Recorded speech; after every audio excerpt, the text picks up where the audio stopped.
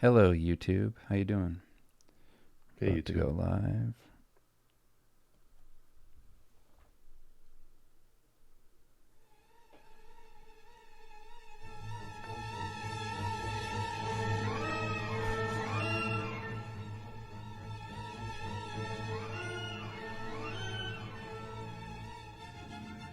Hey, everyone. Welcome to the Acceptable Podcast, a series of in-depth discussions with interesting people from a variety of creative and business backgrounds.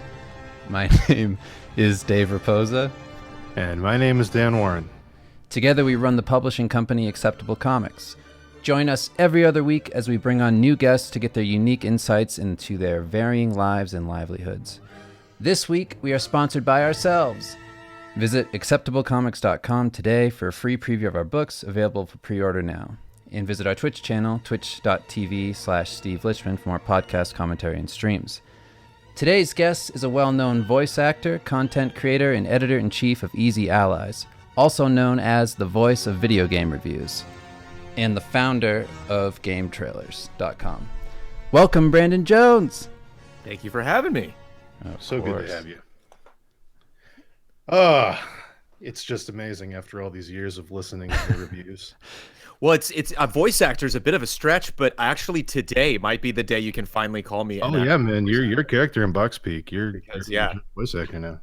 Yeah, a great character. And your voice, it's so crazy.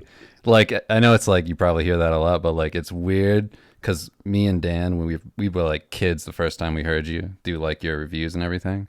Yeah, and it's like no, yeah, like we used to use we're GameTrailers 12 all the time because like before YouTube was a thing, we'd stay in our friend's basement because he had better internet than we did. And I remember looking, I think it was like the first time I saw like Metal Gear Solid 3 or 4. Mm-hmm. We were just downloading the videos like, what is this? This is so crazy. Yep, you're 150 years old. But anyway, we wanted to start with some common interests. Like one thing that you love that we both love that we feel, even though a lot of people love it, doesn't get enough love is Final Fantasy VI.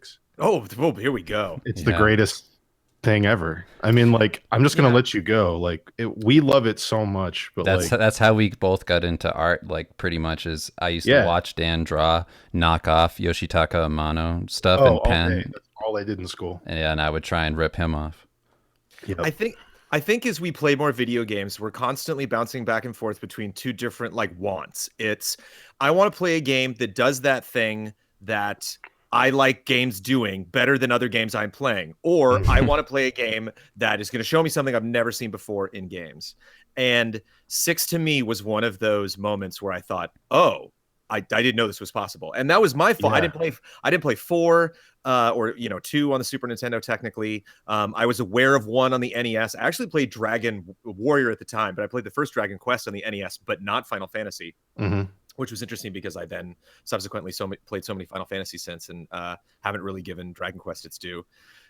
But I couldn't believe the video game was telling a story. Period. Right. I mean, I thought I'd played like The Hobbit on the Apple IIe. You know, I'd played games before where I did reading, or I was like, okay, there's characters I'm interacting with. But this was a whole nother level. And I had a big theater background, and so my friend who actually I got to see it on the Famicom actually first because I had a friend who was Japanese, owned a Famicom and got a bunch of imports. Oh my god! He had a save file, or he had a save directly at the opera scene, and he's just like, I'm just going to show you this really, really brief part of this game because I think you're going to like it. That's like pure magic. That's my first memory of it because, like, when I was a kid, my parents didn't buy me a Super Nintendo. I had a regular Nintendo, and that was it. And I had Final Fantasy, and I loved it. And then I went to my friend's house, and I was like, "What is this game?" And he was like, "Oh, this is Final Fantasy 3." And like, I didn't know it was 6 at the time, obviously, because everybody knows that localization thing. But he showed me the opera scene, and I didn't know what games could be. Like, I was still playing Final Fantasy 1 on an 8-bit system. And I was like, what is this music? Like, what are these graphics? Like, what is this game? This is so crazy. It really shows, and we're seeing this today too, that there's so many cutting edge, beautiful games. There are publishers that are trying to make their stuff as photorealistic as possible. Yeah. But I mean, the last 10 games I played and enjoyed, the majority of them are not something that has bleeding edge graphics, or not something that is presented in a way that really, really wants you to get a sense that like, no, you're there because it's real. And so it was fascinating to me to be that into these characters, to have literally a pixel, just a solid pixel, move in a certain way to denote like a blink, or like them looking at each other, or like the little head bob, like how much that added when you compare Final Fantasy 4 to 6. Even 5 to 6, the fact that like their head could rest, and you could see them like, like that was frustrating, or I'm thinking, and like even just wagging their finger or moving their arms around. Like, what did you think of when they in the beginning, just like the march through the snow? Like that was like the craziest thing. Sets the tone like so well. Yeah, the atmosphere of the game. So my second experience with Final Fantasy 6 was at my friend Jeff's house, who I co-founded GameTrailers with. We were I must have been like freshmen in high school, and he showed it to me, and I took it from him. Like he like went to the bathroom or something before I said like I was gonna leave, and like I just pocketed it and took it home, and like was playing it, and he called me and was like, "What the hell?" And I'm like, "Sorry." Like I know I was gonna get caught. Like I know it was gonna be obvious what happened, but sorry. This game is just too good. Like I just had to get this in my life immediately, and I could have just gone to EB Games or gone to Warehouse or whatever, whoever sold KB Toys or whatever back in the day, and just gotten my own, which I eventually did. But I mean, that was like. And that was a contentious moment with our friendship. Like, what were you thinking? And I'm like, I don't know. I was bewitched. I was completely, it was like a drug, it was too much. And because I had seen this one scene, and I'm like, wow, that's a cool game. But seeing how it began and being like, wow, because like, I don't know if even Tara was in that scene, or that she was in the party at the time when he showed me. So I had no context of her character. And then meeting Locke for the first time. And then it's like, all right, you're done. And I'm like, I gotta. Here's a war with 12 Moogles. Yeah. Now fight this. Like, just like what? I've gone completely off the deep end. I with that game, just as much as I love it, as much as I love those characters, as much as I want to see that game realized, I want a reboot of that game. I want a 3-part miniseries of that game. Oh, yeah. We're in the same camp where it's like, game. For every article that's like, Barrett has sunglasses now in the Final Fantasy 7 remake. I'm like, yeah, but what about Magitech armor? What about that? I love that I saw a friend of mine on Twitter that said, at one point in my youth, I wrote a 3-part series that was a film or a television version of Final Fantasy 6. And I messaged him on Twitter, and I was like, me too. like, are you kidding me that I'm not the only one that did that? I didn't write it, but I storyboarded it with a friend of mine. The guy that helped me with our Final Fantasy retrospective back at that's awesome. And so we're like bouncing back on Twitter. We're like, okay, so part 1 ends with her becoming an Esper, and part 2 ends with the World of Ruin. And we're like, obviously, it's really, really rank levels of nerdiness when you bring that game up. Do you think that they're like being like precious with it, like they know how good it is? Because like 4 got sequels, 5 got an anime, 7 got everything in the world. Yeah, like it's weird that 6 hasn't gotten anything. Well, it's like 6 and 9, because like also like 9 is one of those games that's, I don't know, like I 6 is my favorite, but 9's like right underneath it as far as aesthetic and the way everything feels. But it's like, you don't really see a ton of love for either of them. I don't think they're popular selling games. I think they're critical darlings. I think they have a pedigree, and they when you talk about them, they pop up on top 10, top 100 lists. They always enter into the conversation. And I think just 6v7 is a fascinating video game discussion. Sure. The mastery of one form of art versus the pioneering of another form of art. Those two things going at each other. There's really no right answer. It's like 6 was so great because they were so good at it. They made 5, and they were like, let's do it. We got one more of these babies on the Super Nintendo. Like, let's nail this. Right. And then 7, which is like doing things no one else in the industry was doing. Like you might like the Matrix or you don't, but like it was influential on everybody. Everyone just wanted to do that. And that was the case with 7, where like everybody was like, oh, gee, they did it. All right. Yeah. And I just wasn't interested. I played 7 for about 4 hours and was like, okay, and I've never gone back, and I know the story. But trust me, I know that story. I'm sure you did. I just never. It's we RPGs are funny and finicky. We all have our different favorite stories and characters and worlds. And I hear Gao's theme and I start crying. And this is like this character is near the bottom. This is DE tier, you know, as far as like significance of his actual impact on the story. But like some of the only fan fiction I've ever written in my life, a buddy of mine, same guy I worked on the retrospective with, did a fan fiction experiment one time where we exchanged stories back and forth to each other, where we would pick characters and write what they did in the world of Ruin before Celes woke up. Perfect. That's so and cool. The first one I wrote was Gau's, and it was so much fun to write because it was speaking of Game of Thrones, it was like I got to write from his perspective, experiencing other things in the world. Sure. So what I said that he did is like he went all over the place. Like he literally toured the world and experienced things. But while you're reading him explaining it, you're like, what the hell is he talking? Oh, okay. Yeah, I know where he is. It's from his point of view. Yeah. And like that was a hoot to write that. But it was just because I could not get enough of these characters. Sure. One of the only criticisms I can leverage against Final Fantasy VI is that when you finally win at the end and you finally free this world, you go to credits, and I'm like, I want to go to that world. You know, I would be. It'd be really great if someone one day built just this kind of moment in time, frozen with everyone happy. You know, you fly over it and you look down and see everybody waving, like it's so great here now, and I'm like, I want to go. You know, I want to go check that out.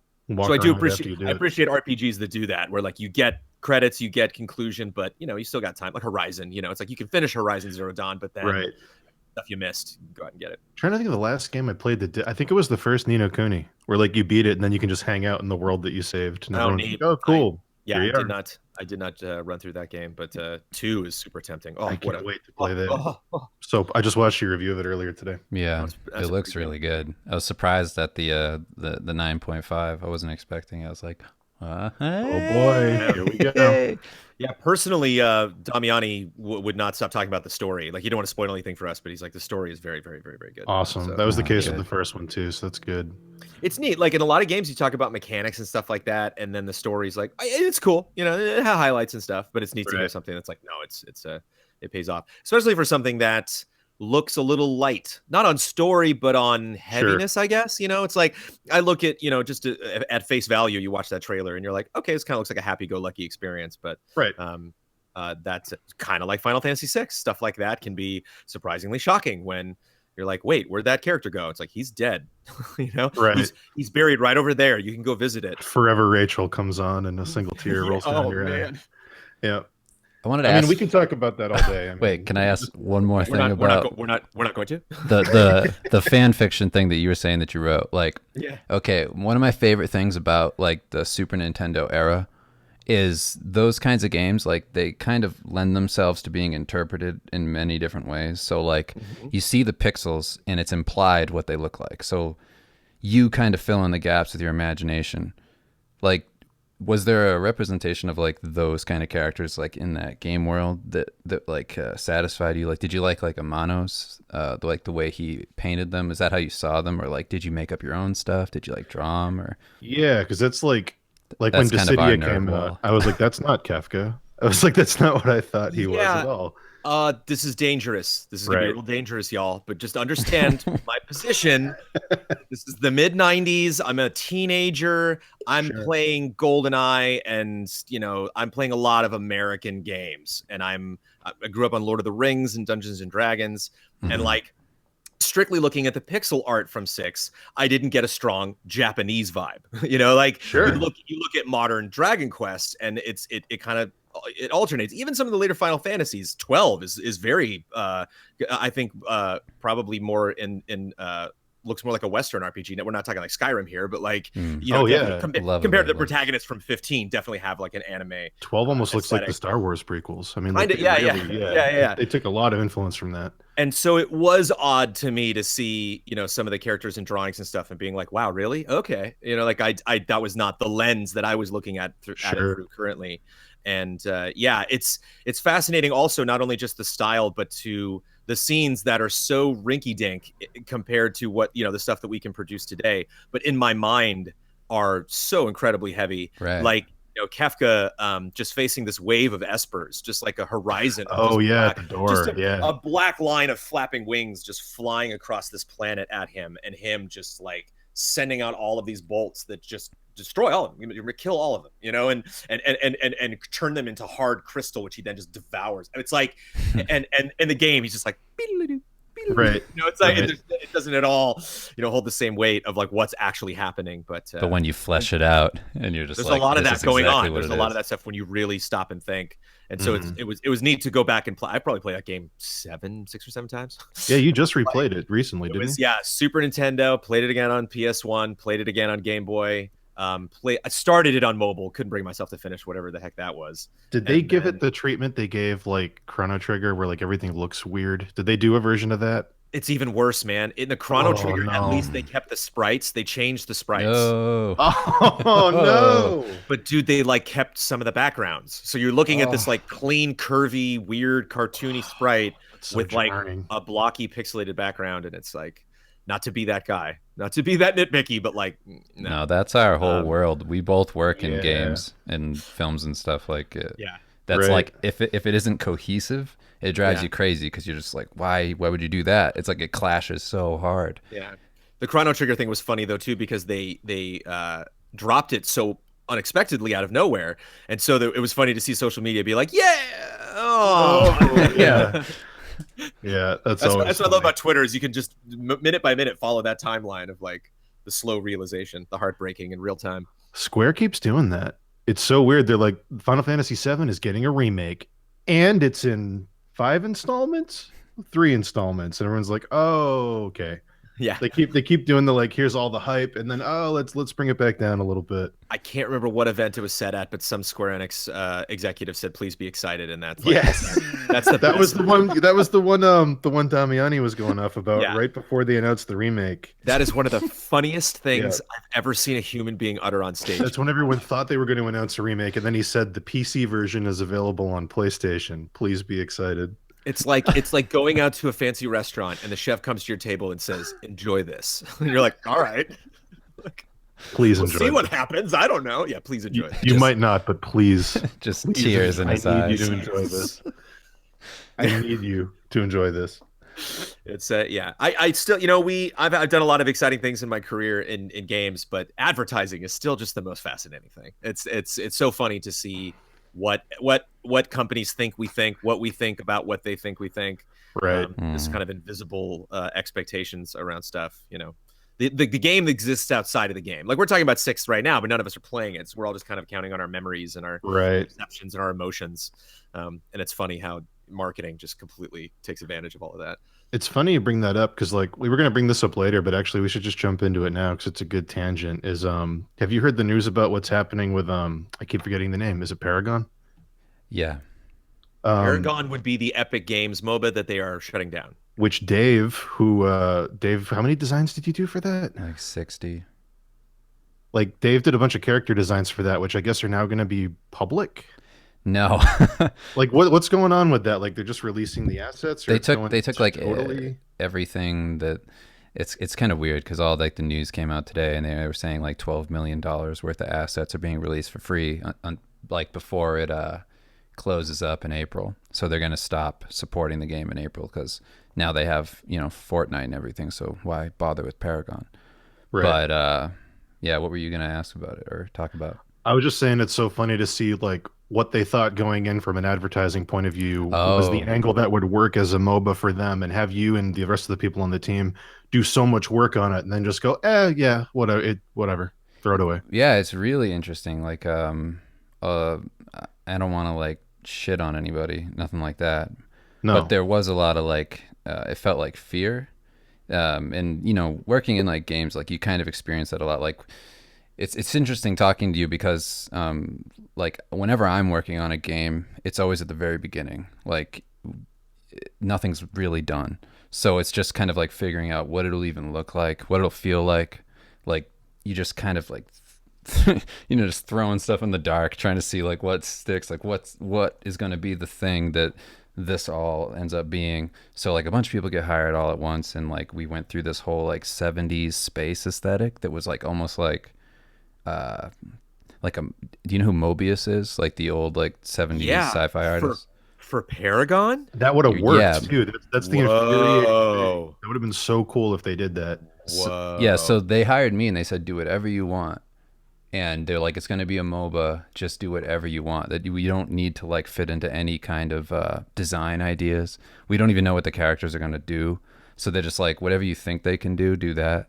So I did like 60 designs of just whatever I wanted, and it was like all Mobius. And then the AD took over after that ended up switching it over to what it is now. But it was really interesting. It's interesting always. That sounds problematic to me, because look at the success of Overwatch. And I mean, I'm not talking about what you did. I'm talking about the decisions that were made before you were brought on the team. For sure. And I can see one time just having the blue sky concept where you give an artist a blank canvas and just say, you know, express yourself. Like, that's beautiful. But at the same time, you look at Overwatch and like, I cannot think that they said, let's make a hero shooter. What the heck are we going to do with it? No. Like, the whole superhero aesthetic must have been so integral to that project from the very beginning. It like, feels well oiled. Each character is specific. The vibe I get. Yeah. That like, you couldn't just make this another thing. This wouldn't be film noir and we would care. Like, we only care because we're doing this Watchmen vibe with, you know, this story where you're getting back to these characters and like, even me, I don't play Overwatch. I will love the trailers, but like, I don't read up on the characters and lore and stuff like that. I still dearly love those characters. Like, I think they're just very well executed, and that is a very fascinating world. Kind of reminds me of a novel I read one time called Soon I Will Be Invincible. Reminds me a lot of Overwatch. I'm curious if like Overwatch fans would get a kick out of that. But making a MOBA, being like, well, we know we're going to make a MOBA, we don't know what it's going to be about, and it's like that's probably one of your issues right there, that you don't even at least have like a and this, you're just telling me one tiny facet of this development, so I don't want to like label the entire process just because of that one thing. But I think that's the difference. When I don't know if it was Paragon, I think it was Lawbreakers when we reviewed it. Brad brought up a lot about Lawbreakers, right? Brad brought up an excellent point, and I know a lot of that team, and they're all really, really nice people and really talented people, and people that are really good at that genre. And so, but at the same time, one thing that Brad brought up, and I was like, "Oh, Brad, you nailed it." And he's like, "I don't know who I'm shooting at." Like, I look down that hallway and I see a character and I'm like, who's that? And it's like, that doesn't happen in Overwatch. It's impossible. You know, like if like May or Junkrats coming around the corner, you're not going to confuse the two. Like, and so that style and specifically in that genre. Well, it's a problem with everything, with like silhouettes, where the people going into it, it's like if you focus too much on like badass and cool, and you kind of forget about like why certain things work, you can get lost. And that's a lot of the problem of concept art. Is if you look at something like an Overwatch, it's like each shape is so specific. It's like Capcom artists back in the day, like Street Fighter 2. You could play like the game with just silhouettes, and you'd know who the characters are. Yeah, they have like a couple colors and a really strong silhouette that's distinct from all the other characters. And like, like when you look at, I think they're a really great example, because like you have Street Fighter, and then like I was saying, like Darkstalkers, like you can see like, oh, I know exactly who that is. Like you can black it, or like in Pokemon, for instance, like you can go, who's that Pokemon? And you can guess. Exactly. It's like if they did that with Lawbreakers, you'd be like, all of them. Smash Brothers just did that when they had the reveal with Splatoon. And the Splatoon characters look, and they posted that. Immediately people screen grab that, throw it up on social media, and everybody's just like Bowser, Link, Kirby. Right. I can see the whole crew.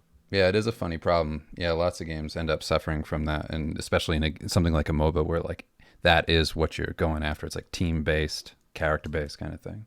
It's funny because like most of what we cover on here is art related. The bulk of our audience is people that want to get into art or people that are working in art. So like when we approach stuff like games and films, we come at it from that visual perspective first, just because it's what we know.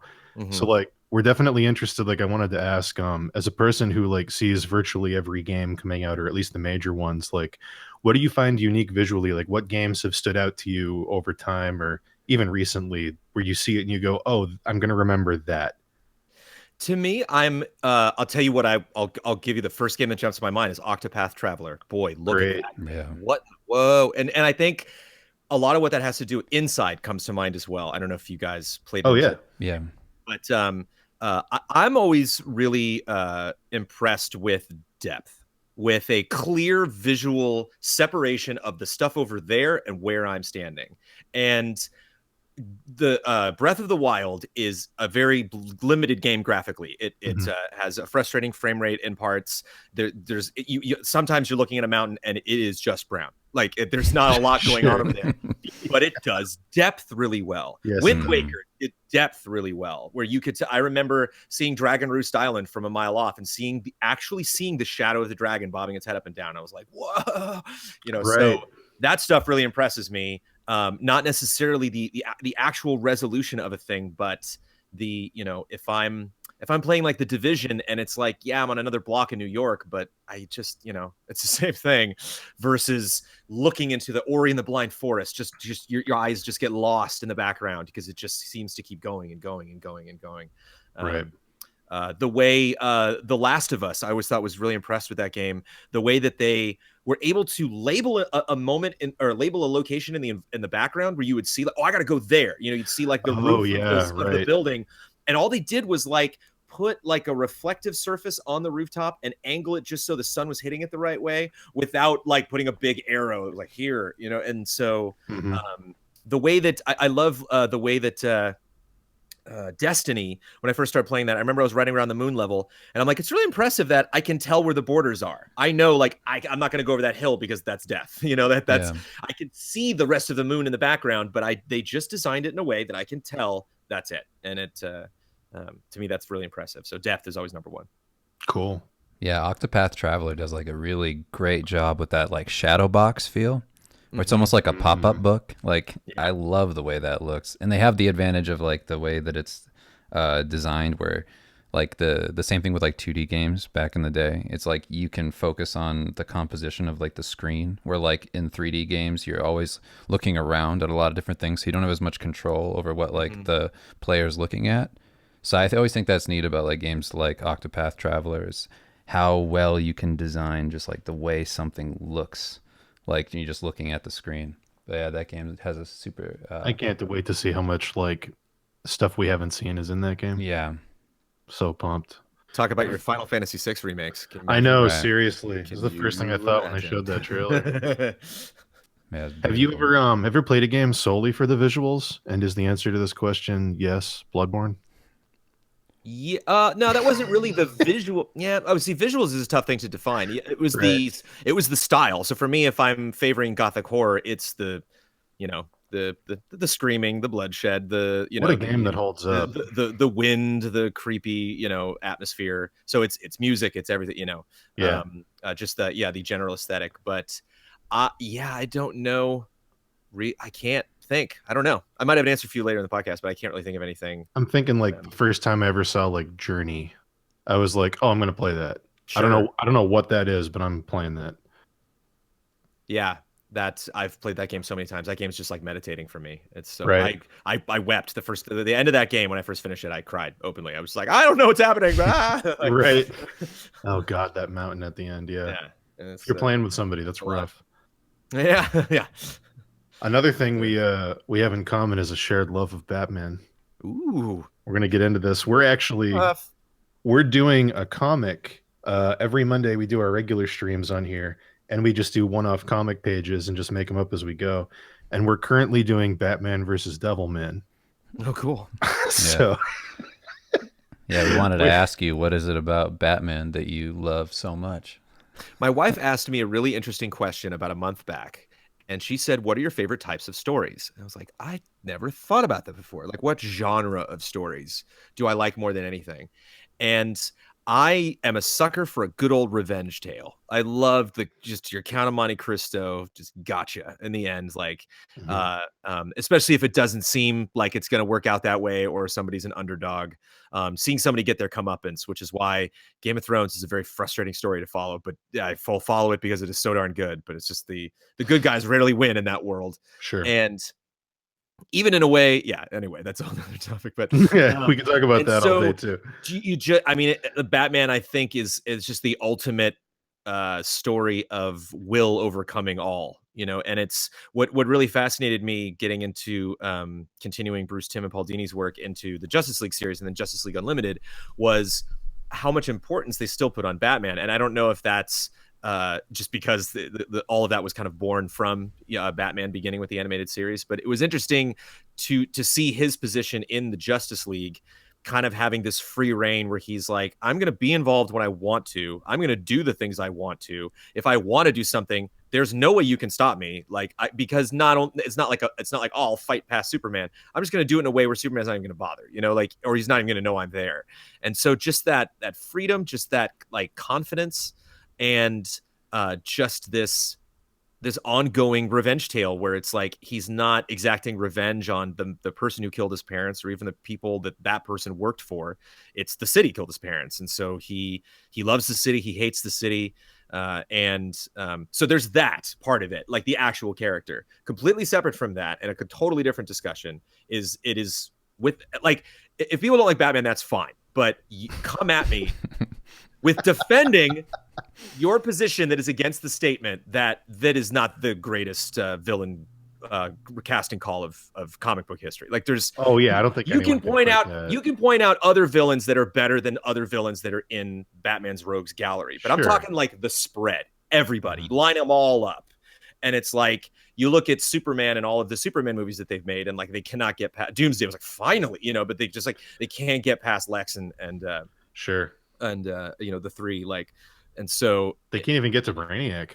So the fact, that's where they were going. They didn't even do that. When I saw Scarecrow and Batman Begins, I was like, get out, Scarecrow, look at this. Right. I didn't know we would get that far. But he's just a badass. I don't want to live in Gotham. I would not want his life, but he has definitely inspired me. And, Dick Grayson and the Robins and just these people putting on the mask and going and kicking butt in the name of the fact that they got to live in that city. Is the Paul Dini? I can't even say Paul Dini without hearing Huber say it. His delivery, it gets in your head. No, is the Paul Dini stuff your favorite Batman stuff, or do you have a favorite, or is it more just like the collective?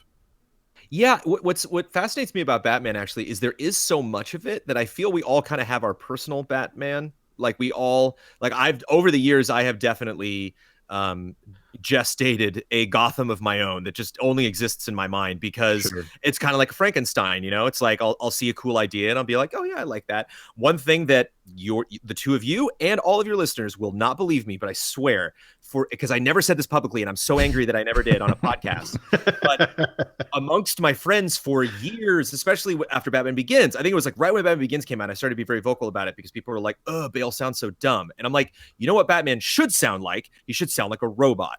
I'm like, he should have a voice box. Like, it should drop his range significantly, should make him sound super scary. He should be able to modulate it and like and then like the monstrosity that was Batman versus Superman at least was like, well, at least cool, I like that. It gave you the glowing eyes finally, and it gave you the voice change, and I was like, I'm in for those two things. How hard would it be for Riddler to just record Bruce's voice and be like, oh, he's Bruce, okay. Yeah, exactly. Right. Yeah, so I can't. Boy, I'm just thinking about all sorts of Batman things. What was the question specifically? What was the threat? Why you love it, man? Just keep going. Yeah, this is the answer. But there was one, but yeah, I said something, then you said a thing, and I can't remember why I specifically brought up the voice box. Oh, just what's your favorite Batman? Like, what's my favorite version of it? I think the thing, honestly, I'm gonna get some stones hurled at me. Keep in mind, Batman the Animated Series is my favorite television show anyone's ever produced. That's great. Some of that animation does not hold up. The design holds up. The animation doesn't, because it was on a budget, period. Like, these people were just like, you don't need that frame. Just you're fine. So like a lot of that show was on after school still blows my mind. Like, that's crazy. My favorite moment in Batman the Animated Series, I wish I knew the name of the episode, but it is a nightmare episode, and it's not the one where Bruce gets gassed by Scarecrow and then forgets that he's in a world where he doesn't realize he's Batman, or like Batman's also in that world. Mad Hatter, I'm sorry, not Scarecrow. Yeah. But there's a different one where he loses his mind, and I don't know if it's the one where he goes to Arkham, but there's a scene where he's chasing his parents and they run into a sewer, and then the sewer, like, there's like a bridge over the sewer and it crumbles, and then the sewer opening is revealed to be a revolver. And the ground crumbles around him, and he's like on just like a little tiny sliver of a column of earth, and the gun's pointed right at him, and it cocks and fires. But the thing that's so classy about it that I remember as a kid, even in as a teen, I was like, I see what they did there. they put fire underneath it so they could have quote unquote lava pouring out of the gun, but it's blood. I mean, it's very clearly blood. Oh, yeah. You know, but like aesthetically, because they'd had blood in Man-Bat in the first episode that aired, and then never did it again. And I think everybody it was like, no. And I think it was in Mask of the Phantasm that they like slipped some back in, but like so yeah, just those little tricks that they would do. But like the physicality to me is a little sloppy sometimes in some episodes. Like when Joker gets thrown around, it's like he just flew across that room. What happened? But the writing is so excellent, and I think going back and actually revisiting that, because I think it was on Amazon or something. I own them all on DVD, but you know, when something's on Netflix, you're like, well, I don't have to get the DVD. Exactly. And I went back and watched the entire thing again, and the episodes that really bowled me over were like when Harley tries to go straight, when Penguin tries to go straight, you know, like when they would really explore, like, let's not keep thinking of scenarios of like, Penguin robbed that bank again, but like, what next? What do these characters aspire to? Like, how do you actually live in this city where everyone's there?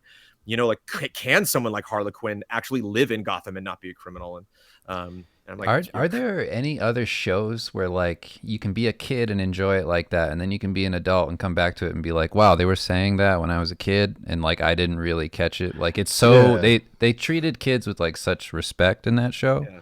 It's kind of interesting. Even kids, even when you look at one of my favorite episodes, I have Batman in my basement. Like the way the kids are written in that episode is great. They're very smart, you know, like the things they're not able to do make sense because they just don't have that experience, but they do have common sense. And that's a very fascinating story. Very like it definitely humanizes Batman.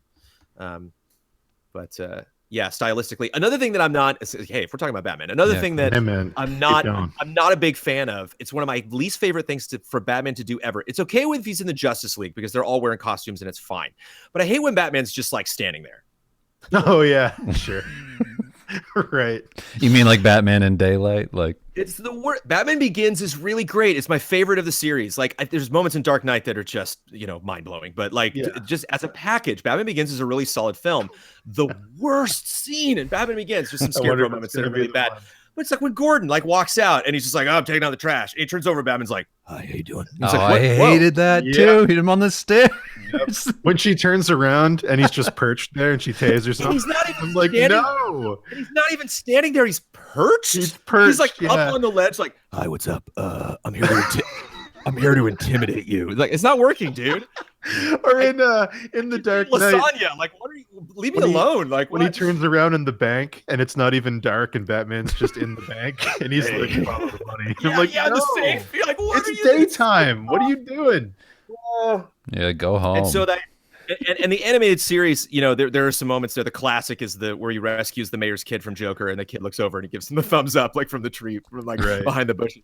But there were some really. I loved how, and none of the other Batman would do this, but I love how he would bring his cape in front, and so he could like just have this tiny slit right down the middle where you could see a little gray, but he's mostly in shadow. And I love when he just kind of like pops out of a corner and is like, "Hey, Gordon, blah blah blah, all right, I'm out." Like.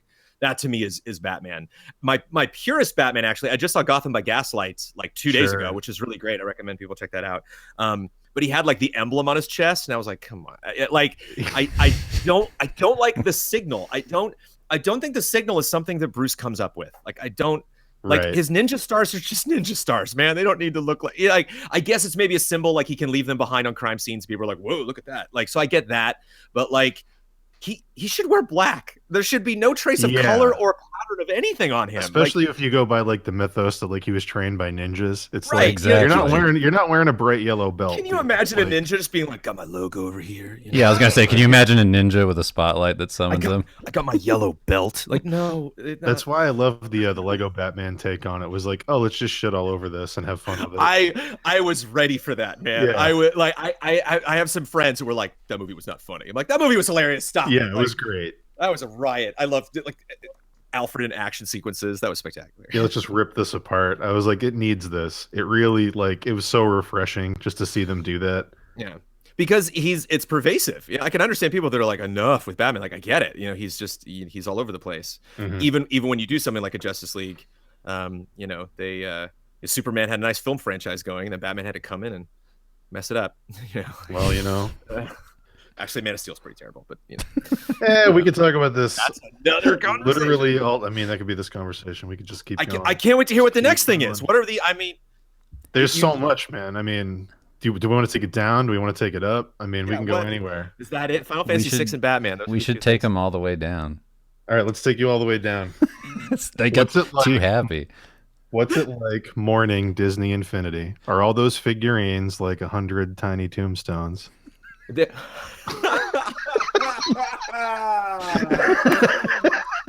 No, not even tombstones. So like Palom and Porum from Final Fantasy IV, they're frozen. Yes, help, exactly. Help. Hulk's like, I want to move. You know, like, it. You know, there used to be alive. Just a Chinese emperor with his soldiers. There is a part of me that is like, boy, was I naive. I drank that Kool-Aid, and of course that thing was gonna get canceled. You know, it's like I should have seen the writing on the wall. But it's amazing that Amiibo is still going and will likely go forever. Like Nintendo can afford to take a loss. I can't. And perpetuity. Disney can too. That's that's true. That's true. You know, like I'm a big Disney fan. I followed them for a lot of years, and like those are the best stories. You know, of them. Like Disneyland sucked when it opened. Disneyland Paris, you know, came very close to bankruptcy. You know, they was it Oliver and Company was the last animated movie before they did Little Mermaid, and it was like talk about turning things around. You know, like so there's all these great underdog stories of them like, ooh, that didn't quite work, but we believe in it, and so they didn't believe in it, and so that's what's frustrating. Is it's like it's clear. It's clear you didn't care. It's surprising you didn't care about something merchandise related, but that's a whole nother topic. Right. And it's just frustrating to see this, like, we love this thing, now get the hell out of the building. You know, like that dealing with that firsthand. That was the most involved I think I've ever been in all the time I've been a journalist with one particular game. I honestly thought Disney Infinity was going to be the thing that kept going, because my whole life, it's the weirdest thing. Disney never it never fully got in the pool of video games. It would always like dip its toe in and then back out. We're gonna make a game, and then no. And like for some reason they could make so many great games with all the IP they have. Like it makes no sense to me. And then I feel like they jumped in with Epic Mickey, and then it didn't do as well as they wanted it to, so they pulled out of gaming again. And then I thought Disney Infinity was the one where they would go, okay, we're in this now.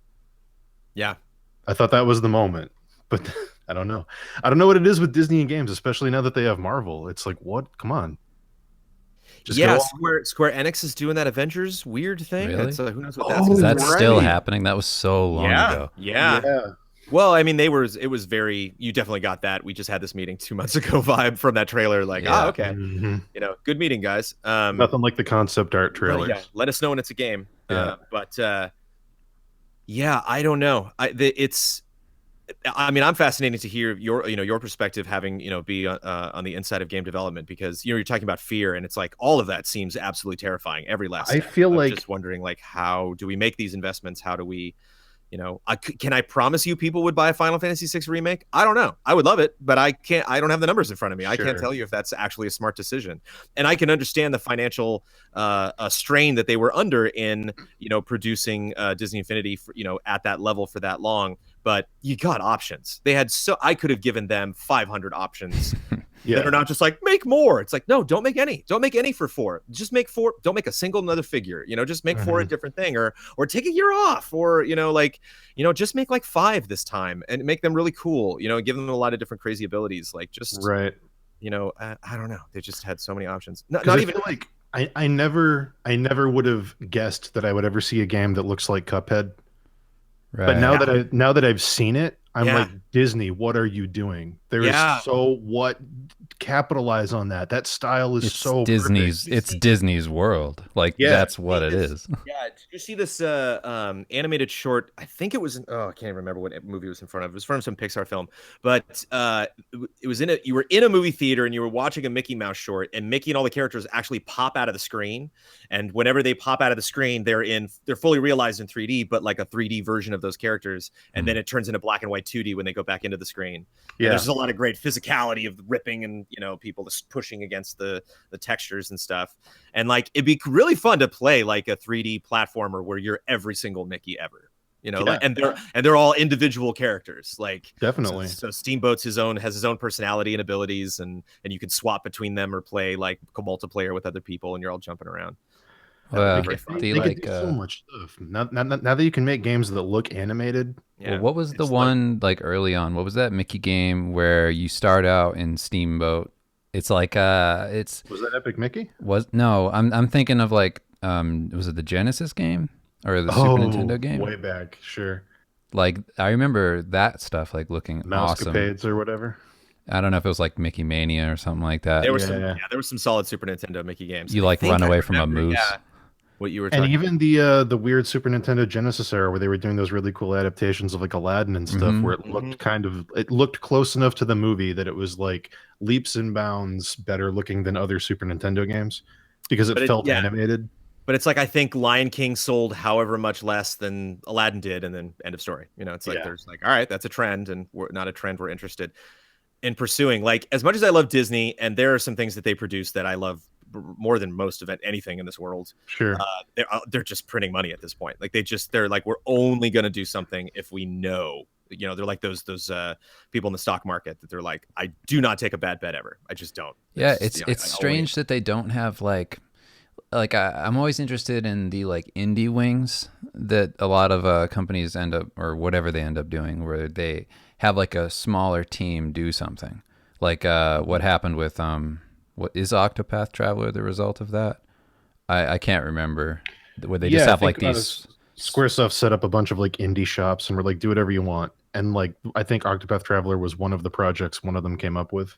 Yeah, it's like the smaller games. It's like that's what I would like to see from something like Disney. It's like don't put all your eggs in one basket and be like this has to be some incredible thing, because the amount of IPs that you have, like just sitting around that you could do so many, like just smaller stuff, like smaller scale stuff. Like, well, it comes off as like the spoiled kid you grew up with, where it's like, fine, you don't want to play my game, then I'm taking my toys and going home. And I'm like, no, your toys are so cool.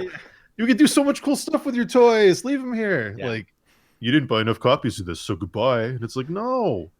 Yeah, it's weird to have so much fun and so much sense at the same time. It's weird to see. Disneyland is like one of my favorite things ever, and one of the things that I really love about Disneyland is, I mean, you guys, you know, are fan of the arts on this podcast. It's kind of what you like to discuss in many different forums, and Disneyland is everything. It's film, it's choreography, it's makeup, it's costumes, it's set design, it's fireworks. There's no form of art you can produce that is not done for that park, legitimately or done a world. done for theme parks in general. And obviously, there's lots of people that do fantastic theme parks, but so that's always fascinating to me. So seeing them be tepid about games is confusing. It's really weird to see, like Broadway, they're winning Tonys, you know, whenever they make an animated film, good luck winning that Oscar, you know, like, and film games, like, meh. Like you can think about these games, but like DuckTales wasn't great because of Disney. It was great because of Capcom. Like, of all the things, of all the failed MOBA ideas, can you imagine if Disney got into that arena? That would be Gaston. That would be bizarre. Yeah, that would be the one to burn them down. It'd be fun to play like a funny MOBA, you know, like just exactly, off the wall bonkers, like a 30s cartoon. 30 MOBA. Pop your head off and throw it. You just got back from Disney World, right? I was in Florida. No, I did not go to Disney World. Oh, I thought you were going. I was gonna say I went. I finally saw the. I haven't been since I was a kid. I went 2 years ago. Finally saw like Beast Castle and everything. Nice. So much different than like in 1991. The first time I went. Oh no, it's crazy. It keeps changing. It's funny because that was like one of Walt's like long-standing quotes, is that please change all of this, keep it changing it. And of course, as a kid, anytime like pirates would get a change, I'd be like, wee! You know, like, right, changing that thing that I like. But yeah, I would live at Disney World, man. That's it's so incredible and such a crazy thing to look at. It's crazy to look at this expansive land that they have there and how much is undeveloped in terms of like how much it feels like is going on there. It's like they could keep building this stuff forever. How many times have you gone? 3, I think. Well, you live pretty close to Disneyland, right? Oh, no, Disneyland. I've been thousands. Yeah, I was gonna say. Yeah. I was talking to, because we just had a meetup actually for Easy Allies there this weekend, and I told, because we all some of them have annual passes, and I was like, you know, in my day, like, but in the 90s when they first came out with the annual pass, it was $100, and that was it. You got it and you're set. And now they have like a monthly plan that you can pay into. But so I believe park admission at the time was like $35, And so I paid for that in like a week. You know? And like so my senior year in high school, I had a 0 period and no 5th and 6th period. So I got off at lunch. So I got to school at like 7, but I got out at like 12:15. And my 4th period was drama. And so I did lots of theater in high school, and drama was like optional. You know, sometimes we'd talk to our teacher for 10 minutes. He'd be like, okay, everybody rehearse. And we would just take off. And so if I had a rehearsal that night for a show I was doing, that wasn't until 3. So if I could get out by 11:15, didn't have to be back by 3, 45 minutes to Disneyland, 45 minutes back, leaves me, you know, about 2 hours to, you know, buy some cherry sours, get some Star Wars figures, Space Mountain, get in the car. That's so awesome. That's awesome that it was like that close enough where you could do that. Like that's such a cool thing to have nearby. So yeah, I can't get enough of it. I was just there this weekend, and I have the same thought every time I'm there. I should be sick of this. I should be. I'm going on Pirates again. You love what you love, man. You love what you love. Yeah. It is crazy. Like the more I think about it, like they have just a voiceover line from Goofy saying something about a Keyblade, and people are crying at E3. Yeah, they're so invested, and Disney's like, no, we're not in video games, whatever. Yeah, and it's like Square is making this game, and just one line from Goofy about a Keyblade, and people are crying, and they're like, nah, whatever. Games, because they don't have to do the work. They're not bearing the risk. You know what I mean? Right. Like it's not going to blow up in their face. And that's kind of the comfort zone that Disney find themselves in now. And I mean, they're locked. Like Disney doesn't have to do anything for another 6 years. Like it's just the content lineup that they have is just hot fire. They've done a very good job. I can't even, how much money has Black Panther made? It's like $1.2 billion or something. It's so crazy. I mean, we want to go back to Batman and various forms of DC depression. I like to think. Oh, and this is actually a question for you. If either of you are DC fans, I'm curious who is the Black Panther of the DC cinematic universe? Meaning, however many films we are in, count it down from like Iron Man to Captain America to Thor to Ant-Man to, you know, like going down the list. Yeah. Just like, oh, we got more. They're still coming to see these. Okay, well, who do we got left on the list? Black Panther's like what, 11 or something? I don't like of getting like their own movie. Right. Who's the DC? How far would they have to get to a character as obscure as Black Panther in the overall culture? A lot of people are discovering really Black Panther. Like me, I didn't think about that. Captain Boomerang. No. Right. Yeah. Yeah. I mean, Jessica Jones, Luke Cage, Daredevil, like all of these people who are getting their due. It's like Manhunter is the first person I think of. Yeah, that's what I was thinking. If I saw a Martian Manhunter movie, I'd be beside myself. Like, I can't believe what I'm looking at right now. It is weird that Marvel's like C-tier heroes have huge fan bases and DC's for some reason just don't. I don't know why. The one that like surprises me that hasn't happened that I want to see Steven Spielberg do like a 50s kind of vibe Shazam movie. Yeah, sure. Like I want to see that little kid, like, you know, playing like just playing in the street, playing with a stick, whatever. I want to see that like little 50s kid transform into like a 50s full grown Don Draper with muscles, like, and beat stuff up. Like I would love to see that. I'm surprised that like that character hasn't been anything yet. I mean, it is going to be, isn't it? I think so. Yeah, I think it's in production right now. I don't know if The Rock is still doing it. I think my answer to your question, Brandon, would be like Hawkman. No, sure. Like, but Hawkman's been done. Try to think of like who it would be that's like in a weird enough kingdom that's separate enough and strange enough that we wouldn't see them until later. The only one I can think of is Hawkman. But I think Marvel, to answer your like obscure side character question, I think Marvel did a much better job and continues to do. It's kind of what Marvel's known for, about making really relevant, modern, controversial relationships between its central characters. Sure. And, you know, we're like, ooh, Batman and Superman don't get along, but like the Flash and Wonder Woman don't have any sort of interesting dynamic. You know, like there's not like all the other characters in the DC universe. I kind of like that because I look at that as them kind of having their own franchises. Like I think that's actually realistically how it would work out. You know, if all these people had their own cities and their own identities, and they wouldn't really want to mess with other people that much. But you think of like the Super Friends, and it was always just like, you know, Green Lantern's here, let's go. Where when you have these Marvel characters get together, it's very complex and very complicated, and they represent them very well. And it was always really exciting to see them come together. So I think organically, a lot of people that followed Marvel Comics just discovered Spider-Man, discovered the X-Men, discovered like Fantastic Four. Whereas in DC, it's like, no, I read Batman. That's it. You That know, was or always like, my like as a kid reading comics. That was one of my favorite things that Marvel always did, where like the X-Men would be fighting something, and then like Kraven the Hunter would show up, and then there'd be a little yellow box, and it would be like, "Don't know who this is? Check out Spider-Man number 52." yeah. Like, and it's like, oh, I guess I got to go buy that now. And like they did really good job cross-pollinating. Well, like DC always, to me, it's like all their characters are individuals in a way, and it's like they're more icons.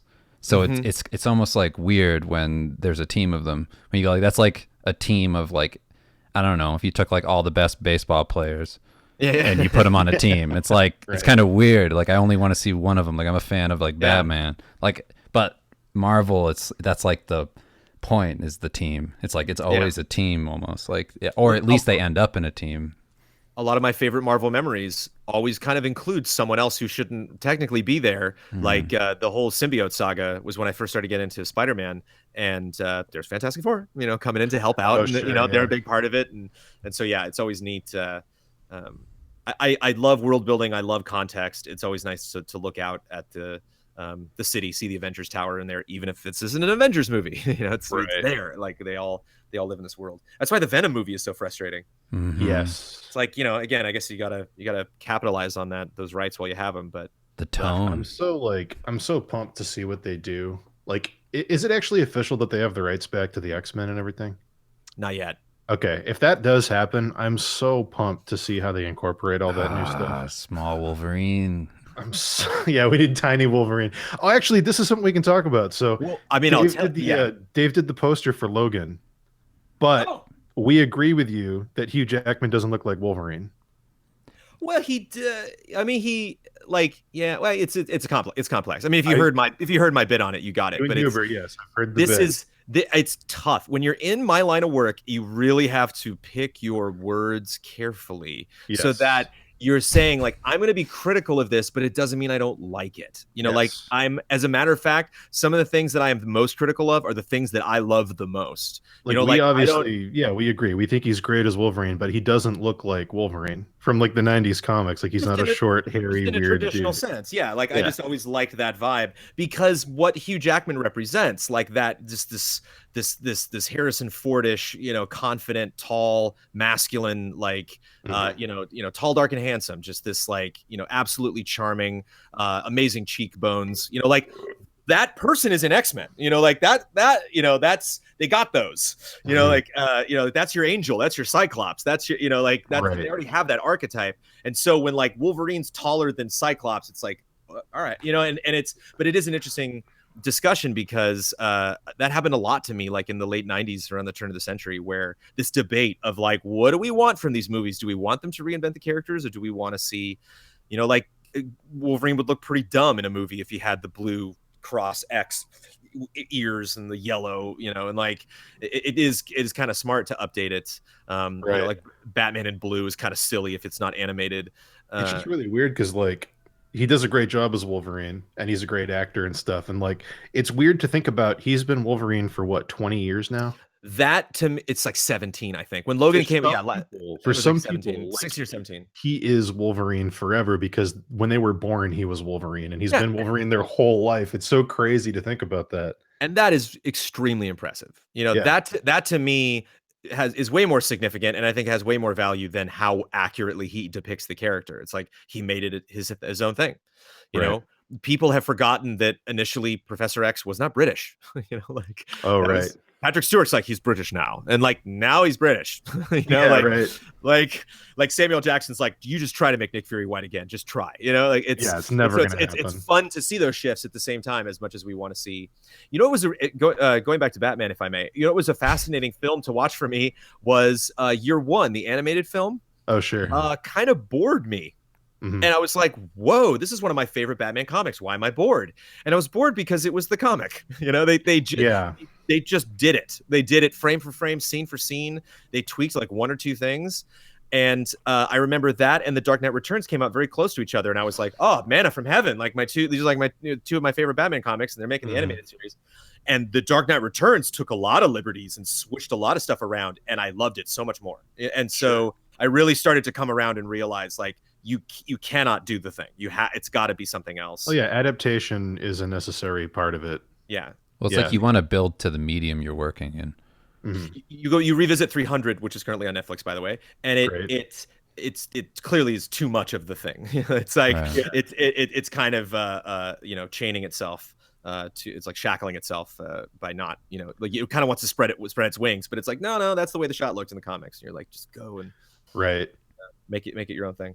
No, it's totally true though. It's like what works in a comic doesn't always work like in a movie, like cinematography stuff. Like the shots can look cool on a page as a static thing, but translating that, even if you think it could work, sometimes it doesn't. Like for all the scenes, like ultimately I didn't like the changes they made in like the Watchmen movie, for example. But it was shocking how many scenes translated from the book almost perfectly. Mm-hmm. And it was like, that's such a weird thing to do such a good job with half of it and to have it still be disappointing must be so frustrating. Yeah. Nostalgia is funny in movies like that. It's kind of like if you go see a movie with a large Coke and you just every now and then you just lean over and take a sip. Mm-hmm. Like, so you just, all I need is those little moments every now and then of like, thanks for that. I appreciate that. Right.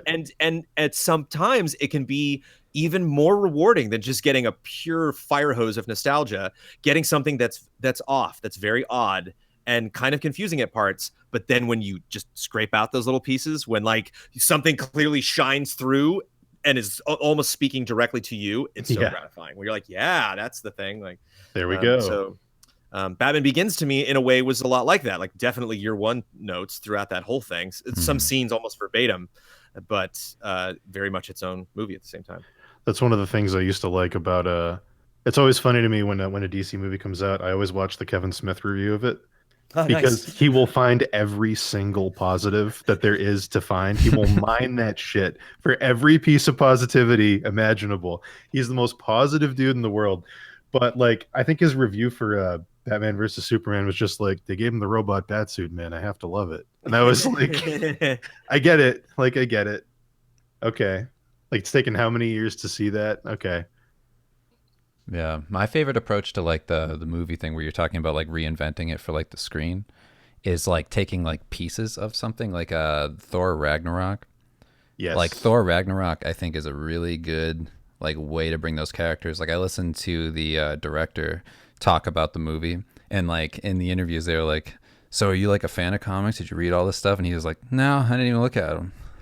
Like I just went in, It's like they just is like such like a fresh take on that whole world. Like I don't know if you enjoyed that movie, but just like the way that they took parts of it, they took like all of Jack Kirby's like stuff from the original like comics, like that kind of sci-fi-ness that used to exist, and they like brought it in, and then they just kind of like, it just felt very fun. It felt like watching a comic I'd never read on a screen or something, like just that lightness of it.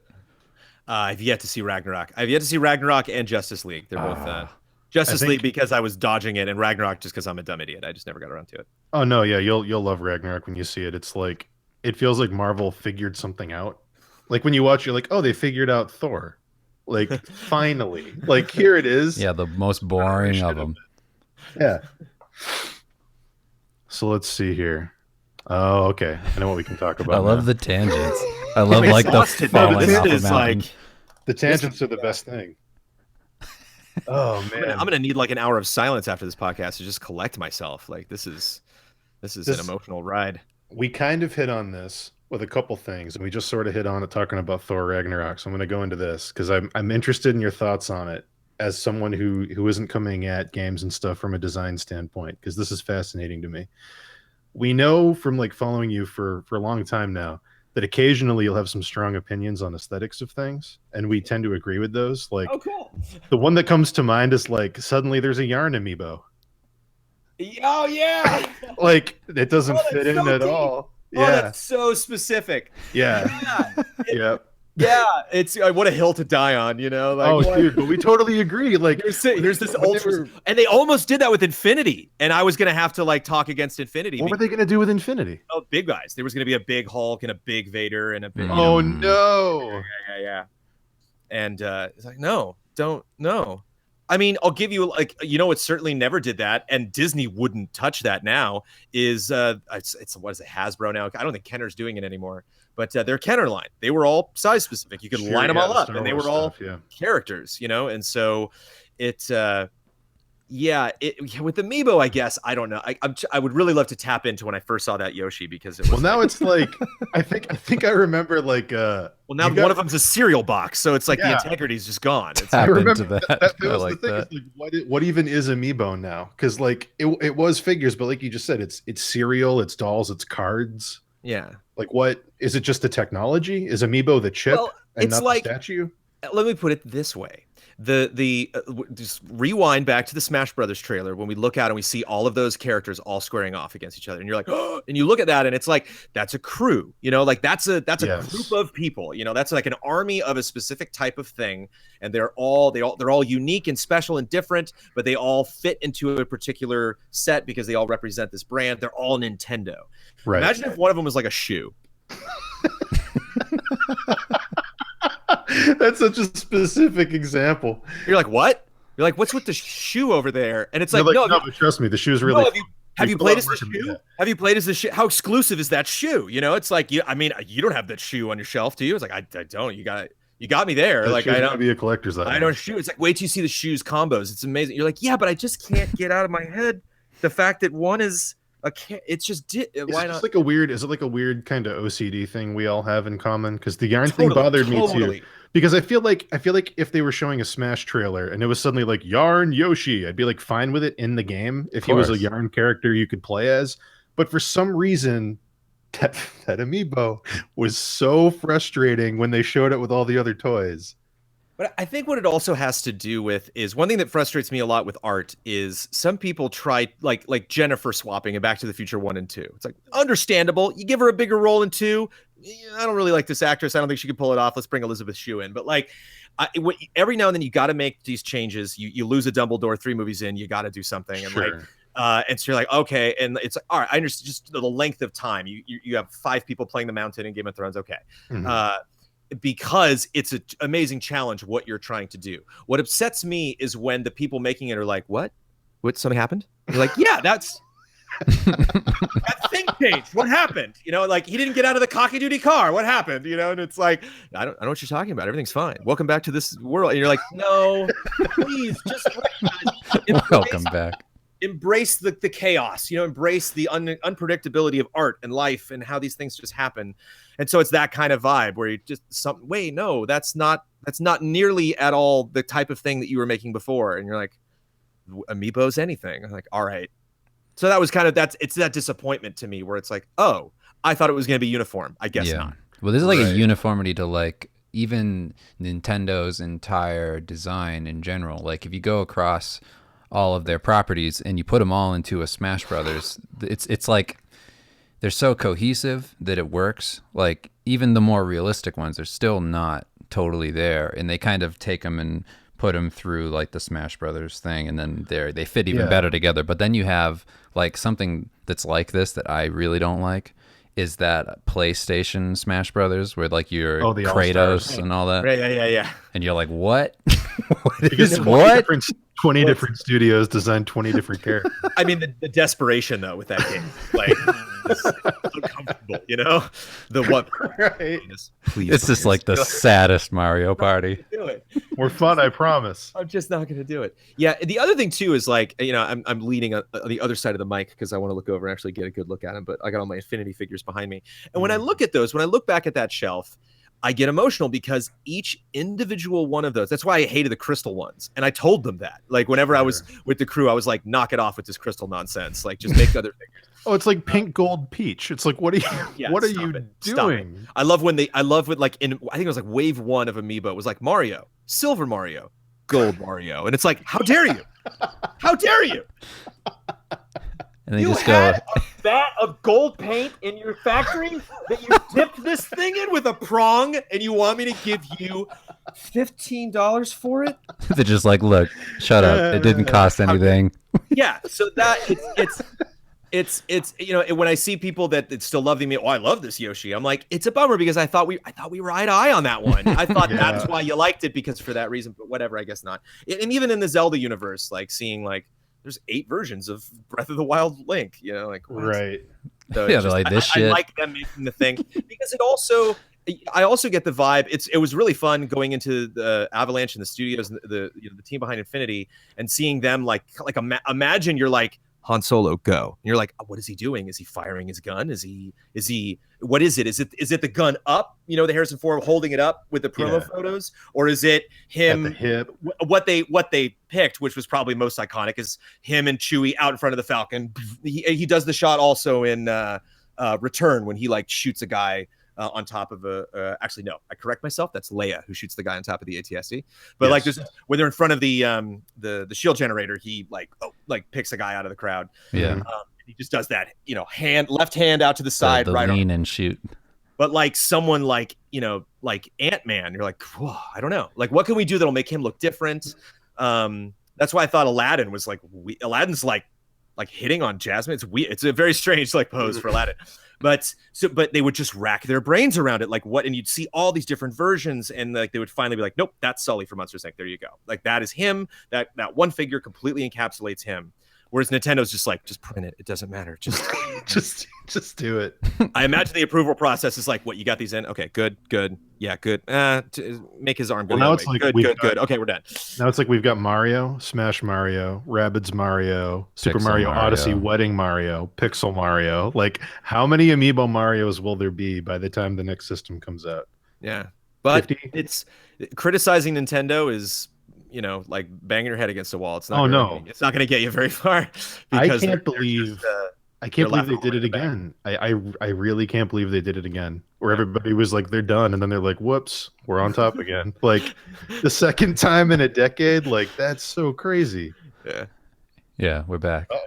We're back. And I own all of the Animal Crossing Amiibo, so I'm a massive hypocrite. But I didn't buy any more. I have others in my possession because they were gifted to me. When someone gives me an Amiibo, it's like, what are you doing? Like, stop! Don't get me into this. But I liked getting all the Animal Crossing for that reason, that they're a self-contained unit. I can look at something and feel a sense of completion around that. And that is to maybe sunset the Infinity conversation. That is maybe one of the only good things, is that I got them all. True. Yeah, but you got them all before they're gone. You're gonna hate this question so much. I'm so sorry. Do I have Peter Pan? How frustrating was it? Was it Doctor Strange where they showed it and it never came out? Yeah, Moana. But it's also bonkers that they never sold them. Just sell them. You got the design. I can't imagine as a collector. I can't even imagine how frustrating it must be as a collector of that, to see them show it and go, yeah, but no, I guess just not available. Just do a limited print, take them to D23, sell them each for $50, and they'll be gone. Gone. Oh, yeah. You'll run out, and people will be angry you didn't have enough. Like, and they don't have to do anything. Literally, I'll put them on the base, and Disney Infinity 3.0 is like, what the hell is this? I don't know. Like, it doesn't have to operate at all, but just please, like, let me just do something. You'll definitely be able to find them at some point. It's going to be like, rare games now, where people just like go way out of the way to find like the special editions that are only released in blockbusters. It's like, that's going to be it. The special twist in the knife was when I first got to meet the team. They were like, wow, it's really exciting. And they were like, so what would you like to see from the game? And I was like, oh, Peter Pan, clearly. And they were like, ooh, okay, cool suggestion. And then like Disney 2.0 comes out, and they were like, ooh, they're like, so what figure? I was like, Peter Pan. I again and again and again. And then they had like an official vote at like an event that they held. And they were like, here's your ballot. Who would you like? And I was like, Peter Pan. And then they're like, and the winner of the fan vote is Peter Pan. I was like, get out. That's awesome. And we're canceled. And I was like, I'm like, you gotta be kidding me. You know what you got to do? You got to go on Etsy and find a sculptor that can match the style close enough and just make. No, there's bootleg versions of it. It got the I don't know what you would call it, the mold or whatever got out. Oh sure. But get out of here with that. I don't want that. You need the real one. Yeah. So for anyone listening who isn't familiar with what Easy Allies does, you guys are a collective of wonderful individuals that play video games and do reviews and talk about stuff and create all kinds of awesome content and podcasts and all sorts of things. You build Gundams, you do dioramas, you have betting specials. It's crazy. But one of my favorite things you've done in your first 2 years, happy 2-year anniversary, by the way. Thank you very much. That's a huge accomplishment. Yeah, One of my favorite congratulations. things, and I think everybody who's been a fan watching's favorite things was the Brandon Plays Pokemon series. Cool. Yeah, so like this is a good segue because a lot of this aesthetic stuff and like, this is my Pokemon that I chose and like watching it grow and like being able to identify like, no, he looks like this and the other ones don't look like that. And like when you see the sprites outside a battle, you go, that's not my Charmander. I know that's not my Charmander. Like even in the Brandon Plays Pokemon series, you had a lot of comments like that where it's like, no, there's like a sense of ownership of these weird digital creatures. Yeah. And like for anyone listening who's not familiar, Brandon had never played any Pokemon game, and when they re-released them on the 3DS, he played Pokemon Red for the first time ever. And like the first Pokemon game ever. Yeah. And the thing that was truly bizarre about it is because I worked in the games industry and I was a journalist and I'd go to events and play games there. We had 5 capture stations when I was at Viacom in the back that were all plugged into various game systems throughout the day. So like a common thing is like, I'm going over to Shane's office and I'm going to play whatever this platformer is really quick. What's this? Oh, that's cool. And I never even did that with Pokemon. I never even like moved a character in an environment. Like I never touched it. And so it's like, what a great opportunity to not only have that perspective on it, to have the game playable on a system I can carry with me, and to have someone like Kyle that is so passionate about the series, and just a great host. Like he just asked really good questions, and I just made all the right mistakes. It worked I out. loved all of his leading. Like, what did you find in there, Brandon? Yeah, exactly. Did you find something in that abandoned mansion? What did you find? I loved just being as non-interested as possible in things he thought I would be. Exactly. Did you find no a greater note? satisfaction? Find a note on that table? Yeah. So that one gym leader really gave you a hard time. I was like, no. I way over leveled Charizard. We were fine.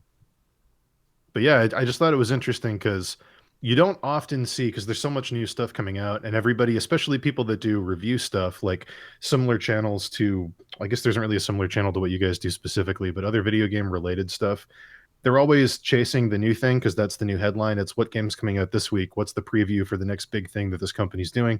And it's a lot of that. And I thought it was really interesting to see somebody take time to go back and revisit a thing from 25 years ago that they just never had a chance to play, that's considered a classic, and come at it completely blind, do a whole series on it, dedicate like 9 hours of time to talking about it.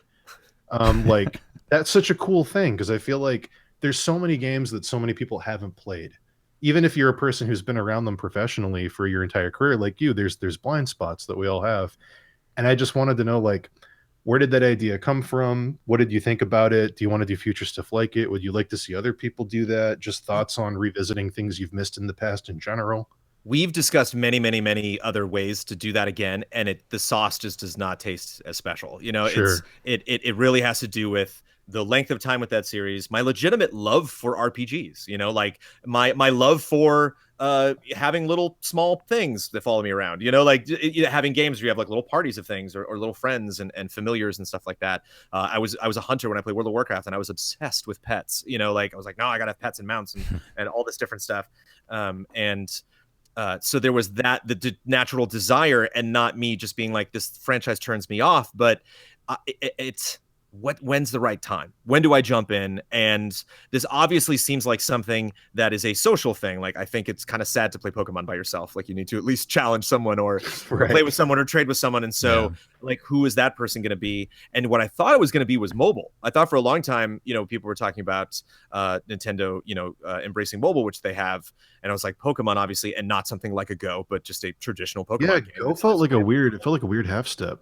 And so the thing that I was like, oh man, if they ever release Pokemon for mobile and I can play against my friends online on my phone, it's over. I'm like, that's it. That'll be the time where I jump in, because then I'll be able to really easily contact my friends that grew up with this franchise that might not own a Switch or might not. I don't want to dig up my 3DS. I don't know where it is, and so I was waiting for that. And then this just popped up. And what was really funny about it is Kyle and I had the idea at GameTrailers, and then that, you know, that folded, and then we start Easy Allies, and of course we have all these other priorities. And then when the dust kind of to settle, you know, Cal was like, so Right. like that Pokemon idea we had. I think it was like pretty perfect too, because that, I mean, are there really any other, I mean, there are some, but like as far as like a social phenomenon, like not a lot of things like that come about, especially just specifically in games, where like I remember doing that as a kid, and it was like awesome to see you experience like something new that like I can't even think of a person like I don't know anybody who didn't play Pokemon that's like around our age. It's like it's really interesting to see like that you can still enjoy it, or like, you know, it's like the nostalgia test is like, is it just nostalgia? Is it good? Does it hold up? And it was and it's fun to just kind of pick apart that world, and especially having played even just like Final Fantasy VI. That was like one of my first major RPGs, and then going into this world and just like getting into another town, and they're like, "Hi, you play Pokemon?" I'm like, "Yeah, I did." Oh. I thought that other town was the Pokemon town. You're the Pokemon town too? Okay, got it. It's not just every town is a Pokemon town. It's the bridges in between them are just everybody is just loving Pokemon. But yeah, I think at the end of the day, it's not even the game. Like the game is fun. I think it's the relationship. It's that joy of my wife just recently got obsessed with Dragon Quest Builders, and she's like, "Can you help me build my thing?" And I'm like, "Yes, I will." Like, and Huber just fell in love with Fortnite, and he's like, "Hey, so I'm you know, mostly play Battle Royale, but I'm like kind of getting to save the world. Do you mind if I ask you some pointers?" And I'm just like, dude, for hours. Please, let's talk about that. So like that joy and sharing that joy with other people, even if you're not particularly interested in that franchise, or the things that they're saying are not like news to you, but just that final connection of, or like, this was a thing I loved for a long time. You know, I'm very happy to share it with you. Because I think one of my favorite things that I love, which frustrates me a lot of times when people deal with video games that are not in video games, when you hear like, you know, some like old reporter that's like, "All right, big video game came out, I guess." And you're just like, can we just enjoy this, please? Like, what the, you know, it's like, I got my book, and that TV show was great, and boy, that was a good movie, and did you see that show on Broadway? But these video games, and so I really like discovering something I didn't even know about, discovering some like Swedish pop star that I didn't know that has billions of followers, you know, like, and you're like, cool, or like some weird sport you didn't know about. The world is suddenly a bit broader. Even oh man, one that blew my mind recently that was in my own backyard, that was in like a franchise that I loved more than many others. I was researching something about Star Wars, and they were like, "Oh, the ice cream guy," and I'm like, "The what?" I don't even know what you're talking about. What are you talking about? There's a guy in the Ice Cream Machine guy. There's a guy in Empire Strikes Back when they're all escaped from Cloud City. Everybody's like, "Yeah, everybody run!" And like the people are like breaking out. One guy runs by who is carrying an ice cream machine. What? And people could tell, dude, get ready. Are you ready? You're taking your first steps into a larger world. Oh my god! And someone in the 70s, and this is or in the 80s, and this is rad because this stuff happens all the time on social media now. But this is the 80s that this happened. That somebody like wrote a letter to some magazine or something, and they were like, "I own that ice cream machine." Like. And they clearly were just, I think it was like in the UK, because they shot all those in London, and or all the sound stages were in Leavesden, I think. And and so they clearly were like in the UK, and they just needed some bit, and it's just some dumb guy who just runs by in the background. So like no one gave it the significance that it needed, and they were just like, "Oh, you know what would make a fun prop in the back? This ice cream machine." And then they put that on a prop table, and then some guy picked it up and gave it to someone else, and then that guy. And then at some point there was a disconnect where they didn't know where it came from, and it was given to this guy who runs across this camera with it. Who here's this completely random guy in the 1980s. In 1979, when they shot it, who's just like so stoked to be in Star Wars, and he's, "Yeah, you give me this thing, great." And that's my what, 5 seconds of fame. There I go. I'm in that one shot, running behind, you know, Billy D. Williams. Is it supposed to be like a droid? Like, what is he? Or just something, yeah. You know, like maybe it's like the food processor. It's whatever is cherished to him. You know, like he's taking with him as he's fleeing Cloud City, and. They have an action figure of him. I saw a photo of a Star Wars convention where like 80 people showed up dressed as him and all got in a line, like all with their various ice cream machines. Does he have a fiction now? Like, is he like? Of course. Oh man! But like discovering those rabbit holes and just gleefully just throwing your hands to the side and diving right in. I love it. And I thought IG88 was a deep cut. That's Right? like crazy. Because it shows you, it just shows you how deep this stuff can be. How it really, because we all love a lot of stuff, but we mine are Disney and Batman and Star Wars and the niche stuff. Is the stuff that I like. But just even within those things, discovering your little pockets of knowledge that a lot of people don't know. Like you were saying, a lot of people growing up, these games were their first games. These films, like this was their introduction to these characters. Now that you mention it, I recently watched a video about Star Wars and how it was sort of like saved in editing. That's like the phrase they always use for the first movie. Oh, that was a good video. Have you seen the clip of Luke talking to the droid they cut from the movie called Treadwell? No, dude. I gotta write this down. Dude, okay, there's a droid. Like tank treads? Yeah, yes, because he has tank treads. It's a droid on tank incredible. treads. And Luke is out moisture farming, and he looks up and he sees the space battle happening on Leia's ship, and he goes, looks like some kind of battle. Must be the Empire. And then he goes, let's go, Treadwell. And he jumps in his little car thing, and Treadwell goes, beep, boop. And then smoke comes out of him like he malfunctions, and he goes, oh, Treadwell, come on. It's like, Treadwell, like what did he show up later in the script too? Like how much Treadwell was supposed to be in this thing that I thought I knew? Star Wars was saved many, many, many times. A lot of people stepped in and were like, no, we're not doing that. We're gonna do this other thing. One of the movies that I'm surprised no one has made that I would love to make, and I butcher the name of this book because I forget it every time, but it's like something cowboys and raisin, or like, it's basically it's a book about Scorsese and Coppola and Lucas and Spielberg. Sure. And it's about like mid 70s, and there's so many scenes from that era that I think of, and it's just like knowing that happened just cracks me up. Knowing that like Francis Ford Coppola and George Lucas made THX 1138. It tanks. They have to shut down American Zoetrope. This is like the thing. Coppola's like, I can finally make my own company. And they make it. And he's like, this George Lucas guy, I think he's got a future. And then they bomb and like lose all this money. And they're like, And Lucas is like, what are you going to do, Coppola? He's like, I don't know. Mario Puzo paid me to do his book. I guess I'm going to do that. What are you going to do? He's like, I'm shopping this sci-fi script around. We'll see what happens. Like just this moment, the calm before the storm, apparently the first screening of Star Wars where like Coppola and Scorsese and like all of his friends came by, and they all watched it and they all hated it. And it was like, because it had no effects, the music wasn't in it. Like he just borrowed, it was like a lot of classical music. Yeah. And like the Death Star was like a lot of, like didn't have sound effects in, and like a lot of the effects weren't finished. Like he used like old like bomber footage from like World War II. Well, like for a lot of the whole run to blow up the Death Star at the end. I didn't know this. That was never in the script. They built that by re-editing old parts. Like, you know how they're going to fire on Yavin and like Leia's like watching them come and everything?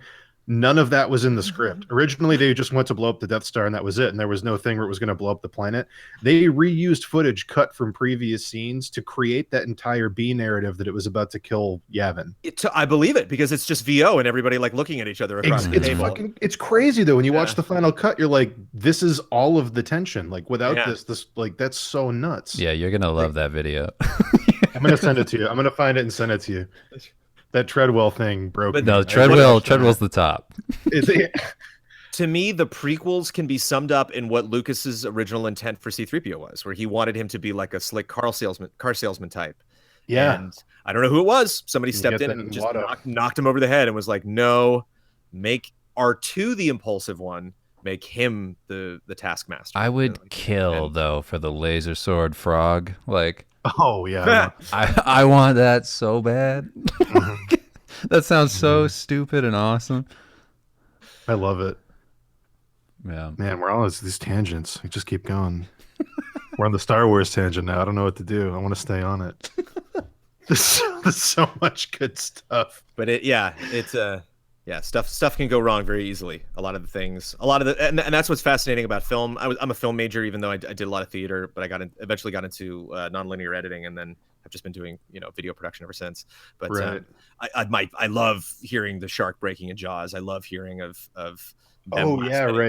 Harrison Ford being sick, so he's like, I'm just gonna shoot the guy in Raiders. Like those are the best, where stuff goes wrong, but it doesn't feel like the best when you're like they're making it and everything is going wrong. But Yeah, that's great. So one other thing that you guys do that I really like that sets you guys apart, you tend to focus on like the positive side of gaming and whatever, whatever that term means to different people that are listening. Like I really like that you guys avoid the easy headlines that kind of come and go, and you focus on the games themselves and your time with the games and the experience of playing them. And it's like you don't get sucked into like the kind of the weird news of the day stuff that a lot of other places do. I think there's a lot of reasons for that, but I think one of the most prevalent ones is it's kind of easy for us to do that because when you talk about something like, hey, this company just got acquired, like, hey, Paragon's going to end. How about that? You know, like, yeah, that's really interesting. And we don't really have all the stories. We can kind of look into it. And then it's like, hey, this game developer turned out to be a racist. And you're like, okay. It's like, I don't know. Yeah, right. Exactly. Racists are bad. I don't know what to say, Right. So like, even sometimes where we feel like we have to bring this up, we talk about it very, very briefly because it's like, you kind of pick a side. You kind of just put your chips in a bucket and then that's it. Like that's my position. Right. We're not going to be doing the subject matter or ourselves any favors by echoing everything everyone else is saying. It's just really refreshing because it's like, I always know that you guys are going to cover the stuff that I actually want to hear about. Right. And not get lost down those other tangents of things that aren't really like, Mm-hmm. like you guys cover topics on the Easy Allies podcast, obviously, that are topics of the week, but the stuff that Kyle picks is overwhelmingly like, we got a juicy rumor of a game that's coming out. It's always about the game. It's always the stuff that's exciting to you. Like it makes like going back to like the kind of nostalgia thing, like it makes me feel more like a kid when I listen to your stuff or you guys, it's more of like the fun of it, like the things I used to think about when I was little, like when I'd hear a rumor is like, or like some kind of fun leak or something. I know how to phrase it. I get the same feeling watching your stuff that I used to get as a kid reading Game Informer, where it's like, it's not this person voted for this person and they're making this game. It's just like you open it up, you got the screenshots of the cool stuff that's coming. There's weird secondhand, like we saw this being developed in Japan and like what's going on. Like it's all about the games, the stuff that's on the horizon, what they want to see that isn't happening. Like it's just really good to have that core.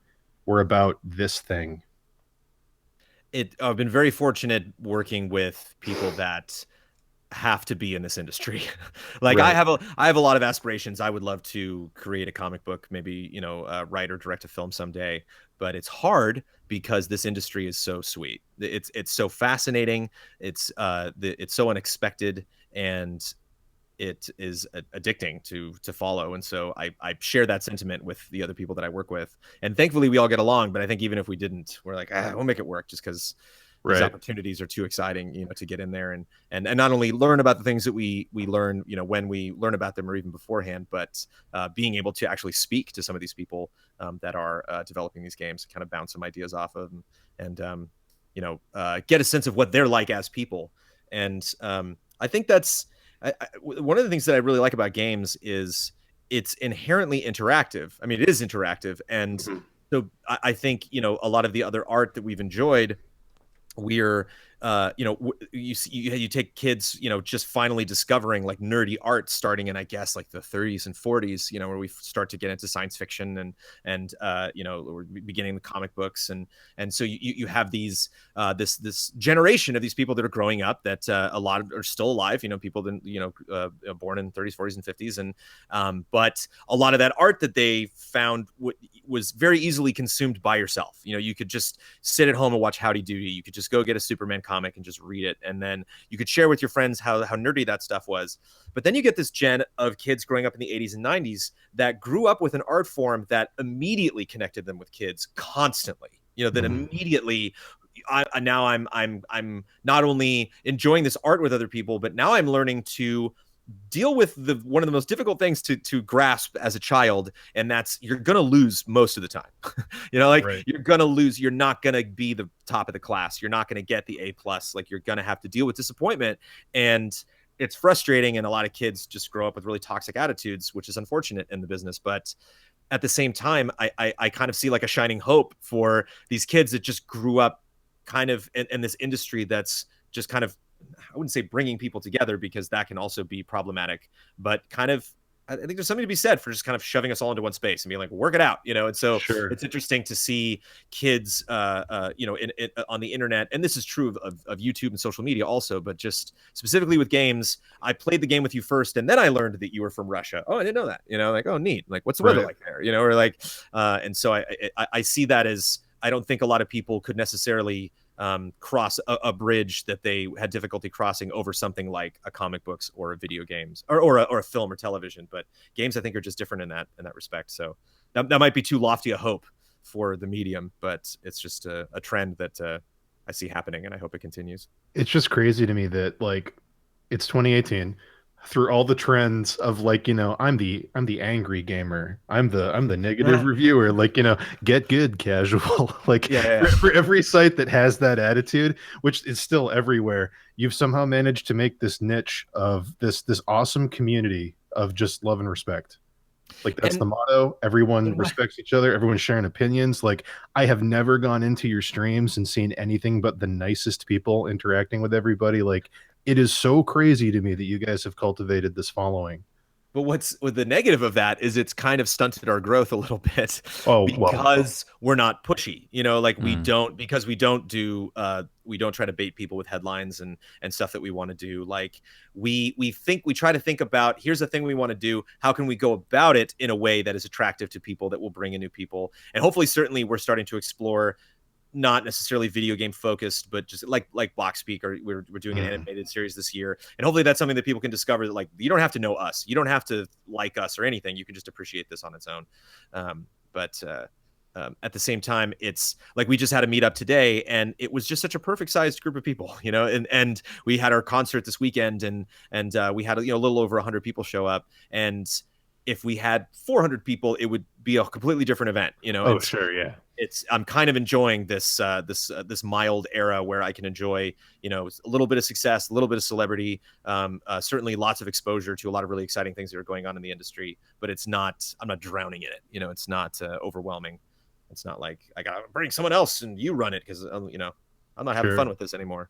So I like this. You guys have a great community. I mean, even with the Brandon Plays Pokemon thing, like the amount of artwork and like stuff that came out of that was just so cool to see. Yeah, our community is very talented. We actually, in our concert this weekend, we had a couple of people join the show themselves, and so it's kind of fun to be outclassed by some members of our community. I was joking. I'm like, hey, in 6 years, we don't even have to be in the show at all. It'd be great. just let our community do the show. Just swap people in. Yeah. One of the other things you guys do that goes back to early game trailers through now that I really want to talk about, because I think you guys do it better than anyone that has ever tried to do it, is the retrospectives. So for people listening that don't know what that is, back when Game Trailers was doing it, now Easy Allies is doing it. Basically, you choose a franchise and you cover every installment in that franchise in detail with music and footage from the game, with commentary by you over it. And you explain what the games were, how they built on the franchise, what changes were made, and you chronologically kind of go through the entire existence of a thing. So, like, long form. One of the ones I've listened to over 100 times, easily, probably close to 1,000 times, is the Castlevania one and the Final Fantasy one, where it's like, I'm going to sit down for 2 hours, do some work, and have this thing on in the background that is just telling me all this awesome stuff with all this music that I know. It's like this weird focused dose of nostalgia, but you're also learning stuff. And like, I'm really curious where the idea to do those came from, like how long it takes to make one. Like, yeah. It was a weird the progenitor was kind of odd. We did this is a long time ago, Prince of Persia 3, the Throne of something. I don't remember what Prince of Persia 3 was called, but it was the end of like that character's trilogy. And so we're like, oh, let's do a story thing building up. This one of the first features I think we ever produced at GT, and we're like, let's do something that can bring people up to date on the story. And so we did that, and then for some reason we called it retrospective. I don't know who threw that name out, and then kind of realized like, it's not really a retrospective. And then one of our editors was really passionate about Mario Kart, and so he wanted to do a Mario Kart retrospective. Sure. Not nowhere near as extensive as the kind of stuff we did now. I think he did like a little 20-minute video just kind of wrapping up like all the games when they came out, what was different about each of them. And then not me, a completely different guy named Benjamin Moody, who has actually gone on to make films. He made a really good horror film called Last Girl Standing, if you want to check that out. Cool. But he made our original Legend of Zelda retrospective. That I love when Mike Damiani first came on GT. He's like, if you ever want to redo that, I will happily redo that. I was like, And then okay. he did timeline, like, right? You got a lot of stuff wrong. We're like, okay, Mhm. Damiani, sorry. And then this guy did, I believe it was like 6 to 8 parts. He did a multi-part thing. And then a lot of other people in the company saw that and were like, ooh. And so at the time I had a really good friend of mine that I met in college, who's still a very close friend, that we both speaking, calling back to the beginning of the podcast, one of the things that we first, you like that, I love that, was Final Fantasy 6. Great. And so this was a great opportunity for me I had never played 9. It's like, let's finally do it. Let's play 9. It was fun. It's fascinating to play 5 and 2 in Japanese. And so that's kind of how it started. And then it was just kind of pick your favorite franchise. Everybody, could jump in. I remember my favorite one to work on, honestly, was Metal Gear, because Damiani did everything. He's like, I will write all the scripts. I will capture all the footage, and you just have to edit it. And I was like, deal. That sounds great. And I think I'm happy that you bring up the music, because I think that's one of the major things that's hard sometimes. And one of the things that I'm a huge fan of NoClip, Danny O'Dwyer's Patreon, that produces these amazing videos.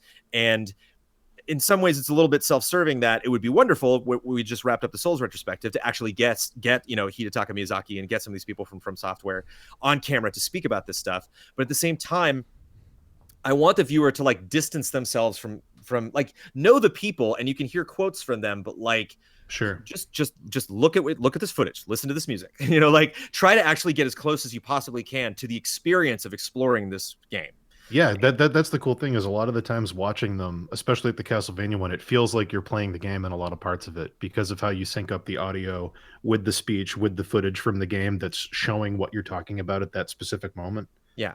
And it's so really cool. So I try not to have, like, I say this, I'm actually going to working on a retrospective process right now, or video I'm going to do this year, that might be a little more opinion heavy than some of the stuff that we've done in the past. But I really try to just say, like, these are the facts, man. Like, this is just what happened. We're not taking any particular angle on this. I really want like the game to speak for itself. One of the greatest joys I've had in my life was working on the Star Wars retrospective, because we were in this really weird Wild West era of the internet where like we didn't have to get approval for things, but at the same time, like we could just like, hey, we'll take your game and do footage and whatever. And now obviously YouTube has been dealing with that, but us running our own website for like music rights, as long as we were using music to review a game or to show something off, it was kind of, we could kind of do whatever we wanted. And when I did the Star Wars retrospective, John Williams' music is all over that sucker. Right. And the phone never rang. No one cared. They never got around to us. And I'm like, crazy. Certainly someone at LucasArts saw that. I mean, there's no way they didn't watch it. But it was just when companies were starting to recognize the value of, oh, this helps us actually. Like this video is their marketing for us. And when we did it, we built it up toward the release of Force Unleashed, which is unfortunate. I wish we could have done that Star Wars retro for another reason. But so that was just a trip. I remember watching that when it came out and laughing really hard at Darth Vader turning into a scorpion. Yeah. I remember that. I remember that. That was incredible. Yeah, it was great. Yeah. That's a deep franchise. And I didn't know anything. I discovered that firsthand. I didn't know anything about that game. And I was like, oh, I got to download that game and emulate that and see if I can pick that up online. Then I'm playing through it like, what? Did I download the right game? What is this? Yeah. That's what do you think was the hardest one to work on out of all the ones you've done? I know I heard from somewhere, it might have been from you or somewhere else in the community, that you were like late for like a wedding rehearsal or something. Maybe like the Final Fantasy one. Yep. That's so funny. Final Fantasy was the biggest one we ever did. Final Fantasy is 13 parts, I think about 2 hours and 45 minutes. Yeah, it's almost 3 hours long. It's huge. That's a film. Yeah.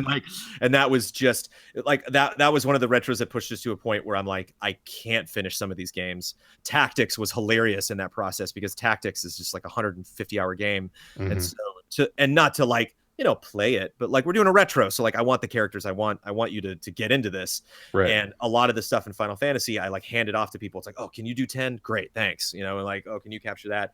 And Tactics just kept bouncing between people. Like I'd hand it off to someone, then, oh, my cat's sick, I gotta give it to somebody else, and like, okay, and then can you pick up where they left off and get more footage? And so like I remember like the first comment that I read of that episode, and someone's like, "That seems really spotty, this coverage of tactics." And I was like, "You're correct." Like, I tried to mask it, but you saw right through that. But that was just an absolute beast. Which is unfortunate because it'd be really great to do like Mario or something, or like Dragon Quest or something someday, but it would kill us. I don't even know what a Mario retrospective would be. Like 6 hours. That's it feels like it'd be forever. I've thought about it. I'm sure Ben is dying to do a Dragon Quest one. Yeah. Oh, our community brings it up a lot too. But yeah, I was late to my rehearsal dinner. Everyone was waiting at my house. I opened up the front door of my home, and all my nearest and dearest were waiting for me impatiently in the living room. Like, did you have to explain to any of them what you were doing? How could I, dude? Did you just lie? Like, just say work? Well, I would just work. Yeah, I mean, they knew the job I had. You know, they were no one that was invited to that didn't know that I was not involved in video games in some capacity. I had to beat Final Fantasy Tactics. I had to do it. But it was the last one. It was the last part 13. It was the last. I was like, please. I went to my bachelor party, and I'm just sitting there up at night, just being like, God. Yeah. Man, that was before even 12 came out.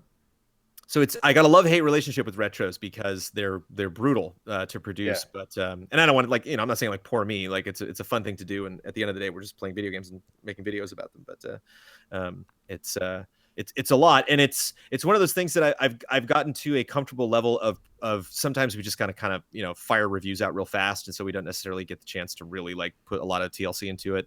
And obviously we do live streams and stuff's going to go wrong, but whenever we do retros, I really need to go through those with a fine-tooth comb. Like when we put something like that up and someone's like, the date's wrong, I'm like, no, it shows. How many eyeballs did we put on the stupid video? Right. No, we have that. We spell checked our most recent book 50 times, and we still found stuff after it went to print. Yeah. And we're just like, like it's just there forever. My favorite is like when two thes are next to each other, and your brain just glosses right over it. Like we'll have ones where you just have like a capital like floating in the middle of a sentence, and like you'll read that 1,000 times, and you'll read it as a lowercase every single time. I have my wife read it. My wife reads it as lowercase. It's just like you instinctively roll over stuff. Yeah, well, it's too hard. I saw someone print a great shirt in light of losing Stephen Hawking recently, and it was a quote he said that, boy, I'm gonna not do it correctly right now, but it's like it's like the true test of like being a human being means adapting to the unexpected or something like that. It's like how much you can adapt to things and how much you can dodge and weave through life. The better you'll be at being a human being. But it's written in numbers.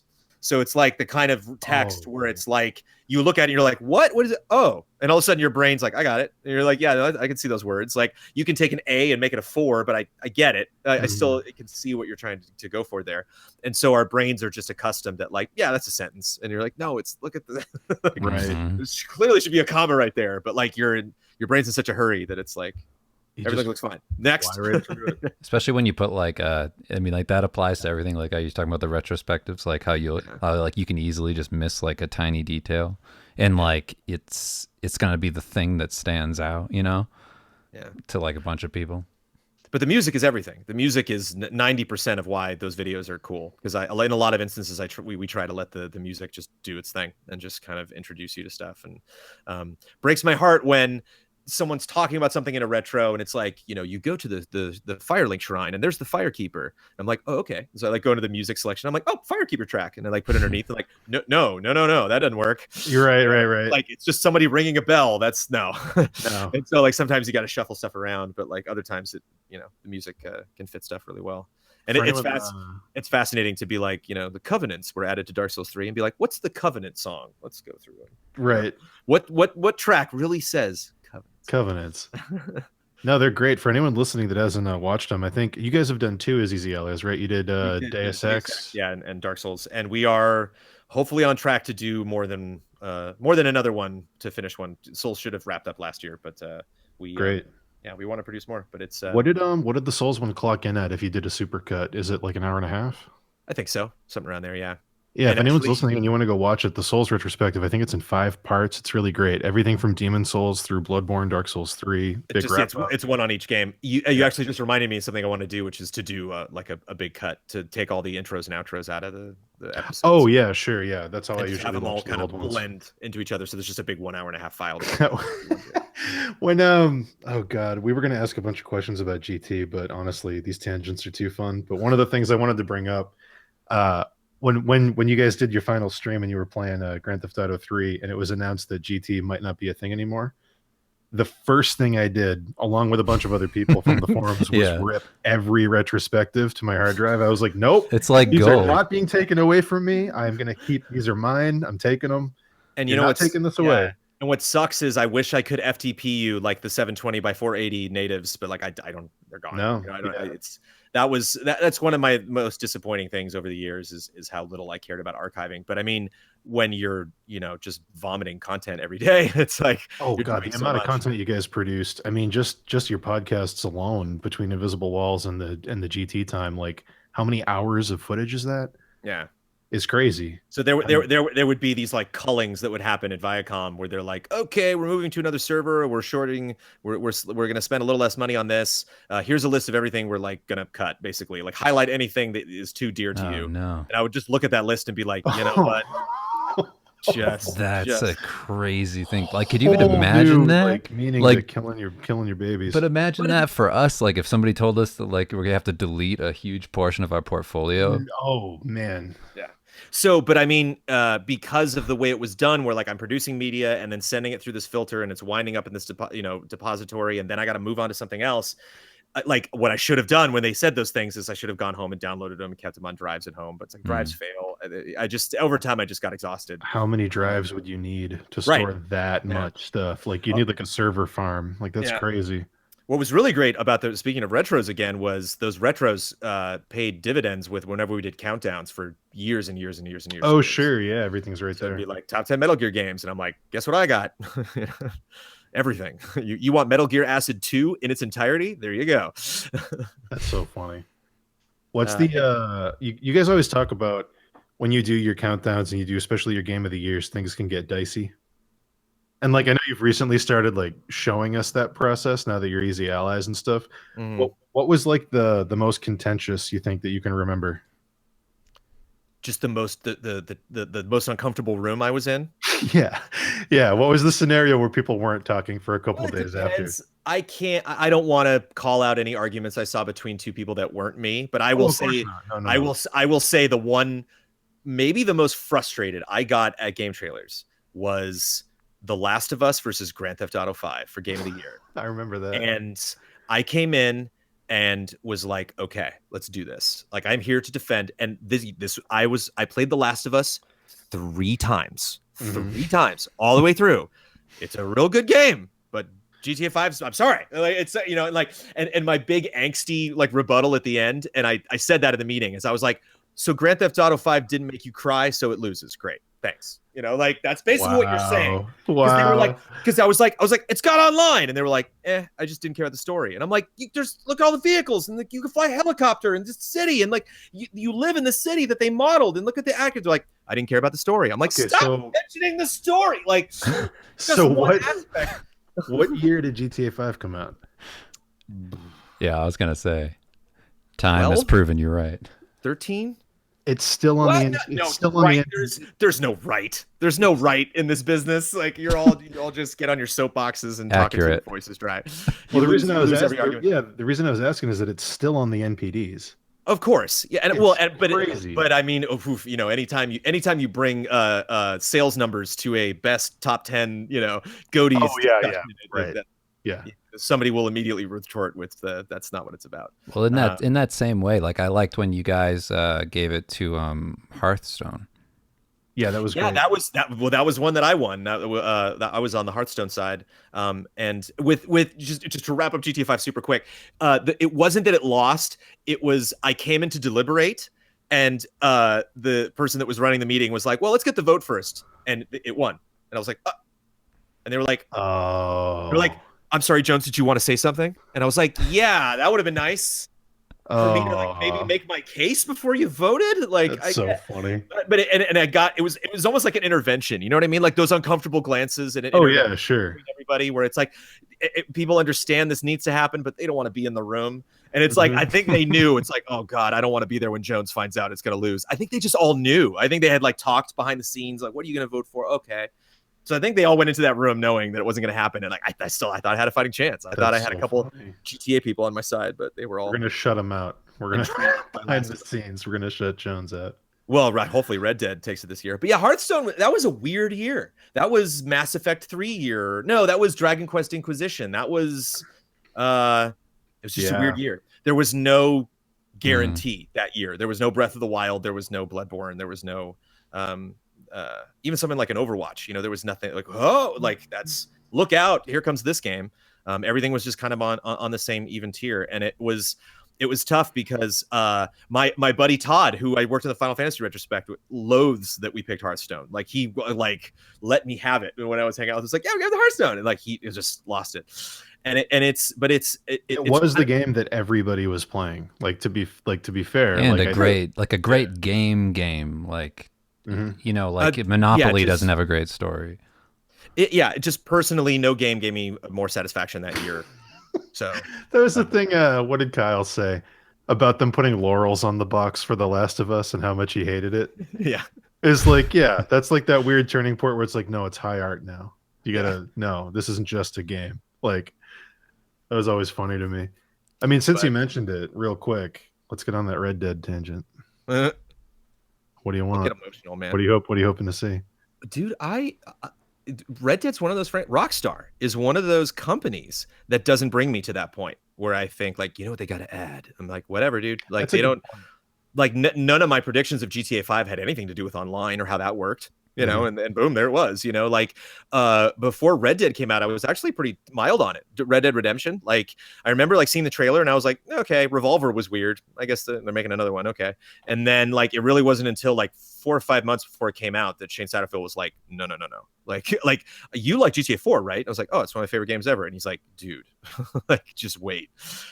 You will not believe what they're putting together. And so when I think about it, it's less of let me put my thinking cap on and try to guess what they're going to do. It's not oh, they better do this. Otherwise I'm not going to enjoy that thing as much as I would like. It's I trust that company so implicitly. I think they're such aces at what they do. I had to step away from it. Have you ever been so hyped for something that I'm just going to back up? I kind of don't want to talk about it at this point, to be honest. You know what I mean? Yeah, for that reason. I got my hair cut 2 days ago, and my barber was like, yeah, or just the guy. I went to a random place, and the guy was like, yeah, I'm kind of into video games. That Red Dead looks cool, right? And I was like, yeah, we could talk about that for the next 30 minutes if you want. Yeah. But that first reveal trailer, that shot of the campfire with the stars above it. I literally was like, I can't read anything about this game. I just got to back up. Well, I grew up in Southern California. There's so many great hiking spots and camping spots. I'm a Boy Scout. I'm an Eagle Scout. And so I love the outdoors, and if anything in that game looks like that, if that was real footage, I'm going to lose it. Every time it happens every time. Every time they release a game, you're like, oh, here we are. Open world games can look like that. Didn't know, and it's not some secret formula they discovered. They just didn't do any other game for the last 3 or 4 years. That's how they did that, To the point where every time I made a campfire in Breath of the Wild, I was like, that campfire though. Yeah. That campfire in Red Dead though. Well, they haven't let us down though. I don't know. Did they have a game where they showed it off I don't know, in the last few games where it didn't end up looking like that? They seem pretty honest with how they come about. People get a lot of people have an issue. I personally do not, because there's not a lot of smoke and mirrors to me with Rockstar. I think they're pretty upfront about what their games are. But a lot of people get frustrated that their trailers are so cinematic and don't necessarily show specifically someone playing the game. Oh yeah, I agree with you. I get it. I get the flavor. I got it. Well, it's they're showing me how it feels to play the game. That's what I'm thinking when I'm playing the game. Maybe it's not what it looks like. It's based on movies. I will say one thing about Red Dead that has nothing to do with predictions or based on the success of Redemption or stuff I liked about Redemption, what they should add in the sequel. But one thing I am nervous about is the main guy looks like a jerk. Sure. He doesn't look like a nice guy, and I hope that seems like kind of a tenuous thread there that I hope I don't get tired of him. I hope I'm just I hope he has my prediction is that because because they didn't call it Red Dead Revenge, they called it Red Dead Redemption 2. So it's like, I'm guessing it's going to be a redemption story. The Red Dead Redemption certainly was.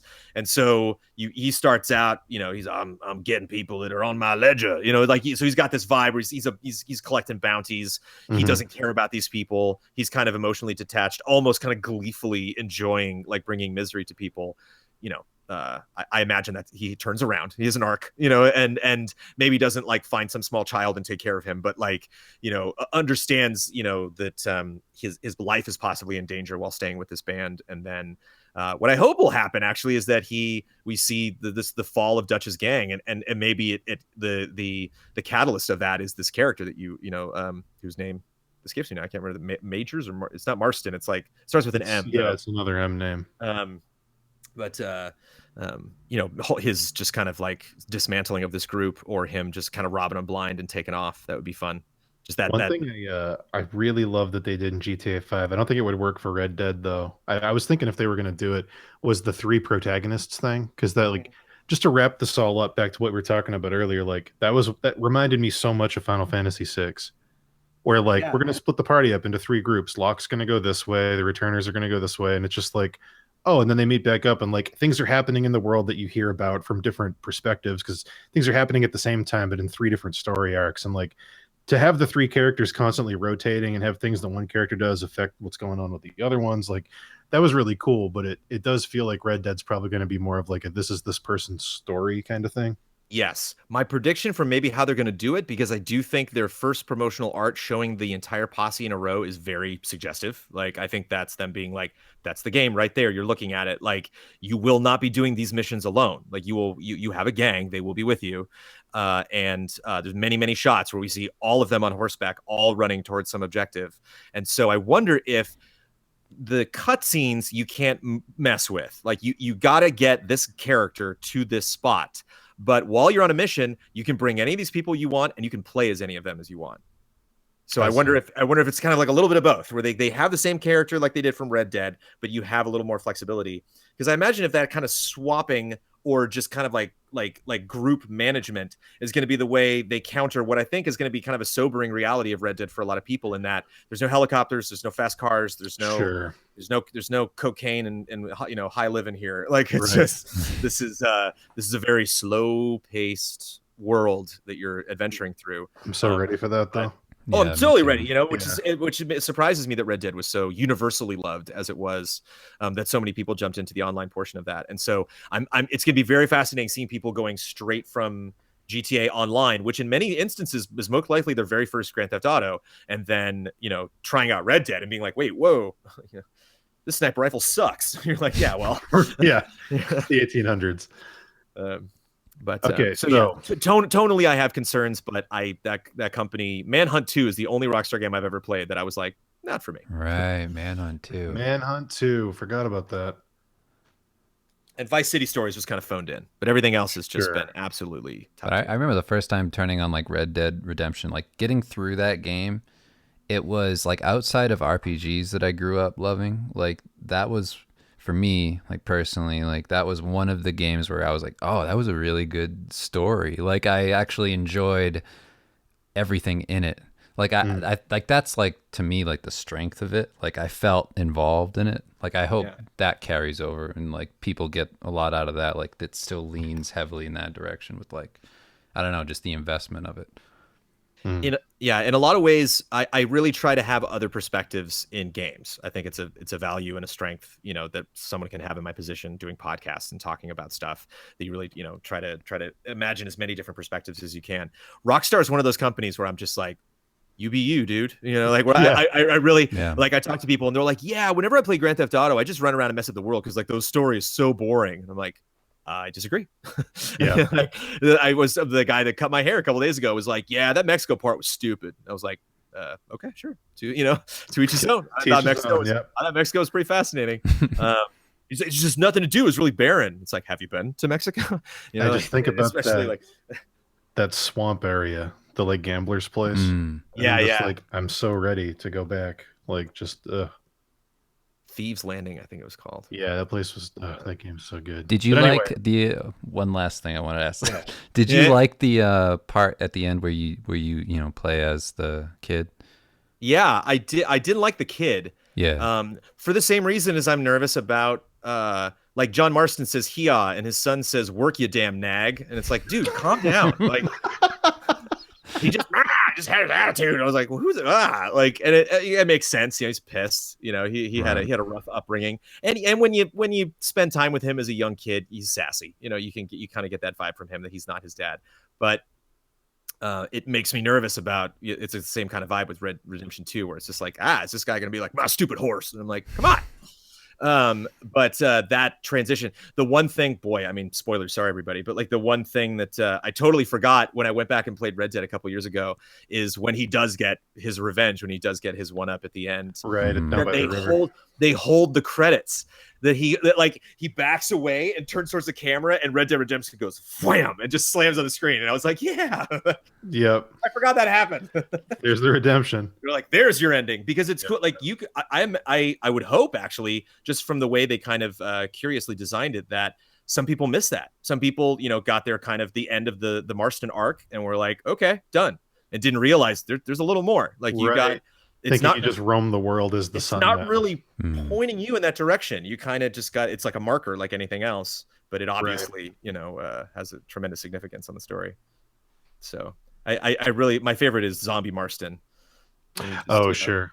Because it's like I love as you play open world games, you get used to like the things that'll trigger a statement from your character, like the occurrences that'll happen that you're like, oh, he's about to say something there. That's the thing that he says when he does that. And so it was funny to have those impulses, but have him just be like, like, I'm like whipping the horse. It's funny. Yeah, End of Nightmare is great. Oh, okay. So we've been talking for 3 hours, man. It went by so fast. 2. Just some basic stuff like But I'll go for 3 if you need to. Oh no, man, we're happy with this. I just don't want to keep you too long. I wanted to ask some basic stuff like doing as much stuff as you do. How do you stay productive? How do you stay on top of it? What are some tips for people for managing a schedule that hectic where so many videos are going out, so much editing has to happen, so much stuff has to be stayed on top of? Like what are your best tips for getting in the zone for that kind of stuff? Hire Daniel Bloodworth. Then you're set. Then you're good. You don't have to worry about it. Yeah, you got to get Bloodworth on your show. I don't know. I'd love to talk to Bloodworth. I'd love to talk to Kyle, Huber, the whole gang. Honestly, I'm an infamous procrastinator. It's tough for me because I, for better or worse, inherited my father's work ethic, which doesn't mean I find balance in work in all things. It means I put work in front of everything. I get so obsessed with my work, and I was fortunate to be working at a company where when I had an obsessive project that was GameTrailers, I had a boss that understood it and embraced it and helped me support it. And I realized early on that if I wasn't going to get involved in games was going to destroy whatever career I eventually did do, because I would just be thinking about games all day, and I would just be like, I got to get home and play more stuff. So sure. So it's I want to. There might be people waiting with bated breath for that really good suggestion, but no, it's fine. It has been a struggle because I mean, getting an office, first of all, like it's tough for me to really have a concrete schedule here with so many distractions. With, everything's at home. Yeah, how was that switch from the corporate environment to the indie at home environment? That must have been pretty jarring. It was wild. Yeah, it was a weird switch. Weird because you don't know if your audience is going to embrace this kind of garage aesthetic. Weird because certainly one thing that's changed that we don't have lots of guests because like I don't want to like hand my address out on a business card. So sure, it's like yeah. There has been a little shift in the type of stuff that we produce because it's better to have a universal office environment. I think the main thing that I miss is there was just so many one-off things that we would do. Like a Huber or Kyle would just come in my office and be like, Jones, 5 minutes. I'm like, okay. And I would just step out and Kyle would be like, say this thing about this. I'm like, okay. And then point the camera at me and I'd do a bit. And then, Oh, sure. Like randomly showing later, up in the final boss one and stuff. Yeah. to do these little skits or even like live streams, you know, just like, hey, can you want to just do this for an hour? A lot of that stuff is very spontaneous, and we hear that from our community a lot, that they're like, I want to see you all together, you know, like it's great that you do stuff individually, but it's the value is so much greater. I never thought about it like that. Like the first betting special, I love when they go into the meeting you guys are having, and Damiani's like, we're not doing this. Yeah. He's like, no, we're doing this right now. Like that whole environment where everybody's there at the same time doing different things is kind of cool. And that was not staged. That was no, yeah, I could tell. I mean, he was like, we're not doing this right now. I wonder if I was in that shot. I hope I laughed. I hope I. No, you were. You definitely laughed. They came in with the visors on, and you just like turned your face away because you were like, of course. Because I think that was like we have to move our office meeting. That was that was the first one before it shut down. It was so funny to go back. Oh boy. Those. So yeah, it's tough. I've been very fortunate in working in an industry that I love, with people that I love, covering something that I love in a way that I love, by, you know, doing video and capturing footage and editing game footage to music is something that has been fascinating to work with. And so if somebody has a job and they're like, I want to move further in this career, but I'm not doing something right now that I necessarily want to do, how do I, you know, make that palatable, or how do I, you know, inspire myself to work on that? It's tough. I don't know.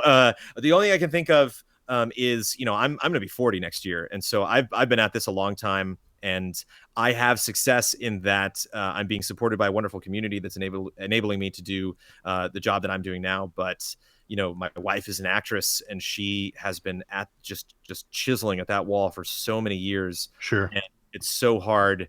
And it's you have to. I wasn't acting for a long time, and I got out of it because I realized I didn't love it as much as I needed to. And I loved performing, but I did not love being an actor. You know, being an actor is a job, and right. I really didn't face the realities of that job until I got to college, and we started workshopping the audition process, and I was like, this sucks. And then and then I got into nonlinear editing, and I was like, oh, this can be boring, but it's way better than, you know, having somebody, you know, watch me pour my heart out and then telling me I suck. And so it's like, I can, you know, I'd much rather just produce some silly video and that'll be that. Sure. So, you know, maybe, you know, but telling somebody find what you love and do that is like insulting almost in this economic climate. But I guess understand that stuff takes time, and that it's never too early or too late to you know, to follow something that you care about, or you know, if you're at something and it's a slow build, as long as you're growing, as long as more people are discovering the stuff that you're doing, then just keep at it. There's just a lot of people that I discover in this industry that find new ways to make a living and express themselves at all sorts of ages, and so it's yeah, never give up, never surrender. Yeah, like one of the big reasons I wanted your insight on that is, like, of all the people I could think of to talk to about this, you have had to evolve so many times doing what you do, from the start of GameTrailers to then YouTube becoming a thing.